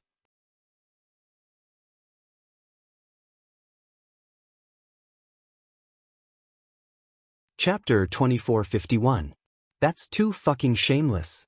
How could this little girl be so shameless as to take in such a large school of fish all by herself? They were envious and jealous. She could have shared some with them. Not to mention the onlookers on the pleasure boat. Even the boatmen on the boat were so envious that their eyes turned red. Heavens, there were so many fish. Those who relied on fishing for a living had probably never seen such a large shoal of fish swimming around the river in their entire lives. What was even more pitiful was that those who had secretly caught 2 or 3 fish on the boat and were still happy, turned around and saw that so many fish had been taken away by others with great generosity. With this comparison, it was definitely a critical hit of 10,000 points. They were heartbroken. To think that they had been so smug earlier. They had brought their own fishing gear and caught a few fish, but in the blink of an eye, someone else had taken all the fish. The boatmen stopped rowing and fought to be the first to snatch a few fish at the last moment. However, the little girl's movements were extremely fast, and in a flash, she had collected all the fish in the area. We can still take in another wave at night, the little girl said to Mo Lien as her eyes curved. This was why she had not directly scattered the powder last night, but had stuffed the powder into a bead and thrown it into the water. According to her calculations, she would be able to take in another wave at night and another wave the next morning. After that, the powder would basically disperse. If she directly scattered the powder, she would only be able to take in one wave. It was not worth it. She hoped that there would be a school of fish in her orchid sea, big and small, that just thinking about it made her want to eat. Later, she would ask Lien to make Jojo fried, steamed, and stir-fried everything. Everyone stared at the little girl as she beat her chest and stomped her feet.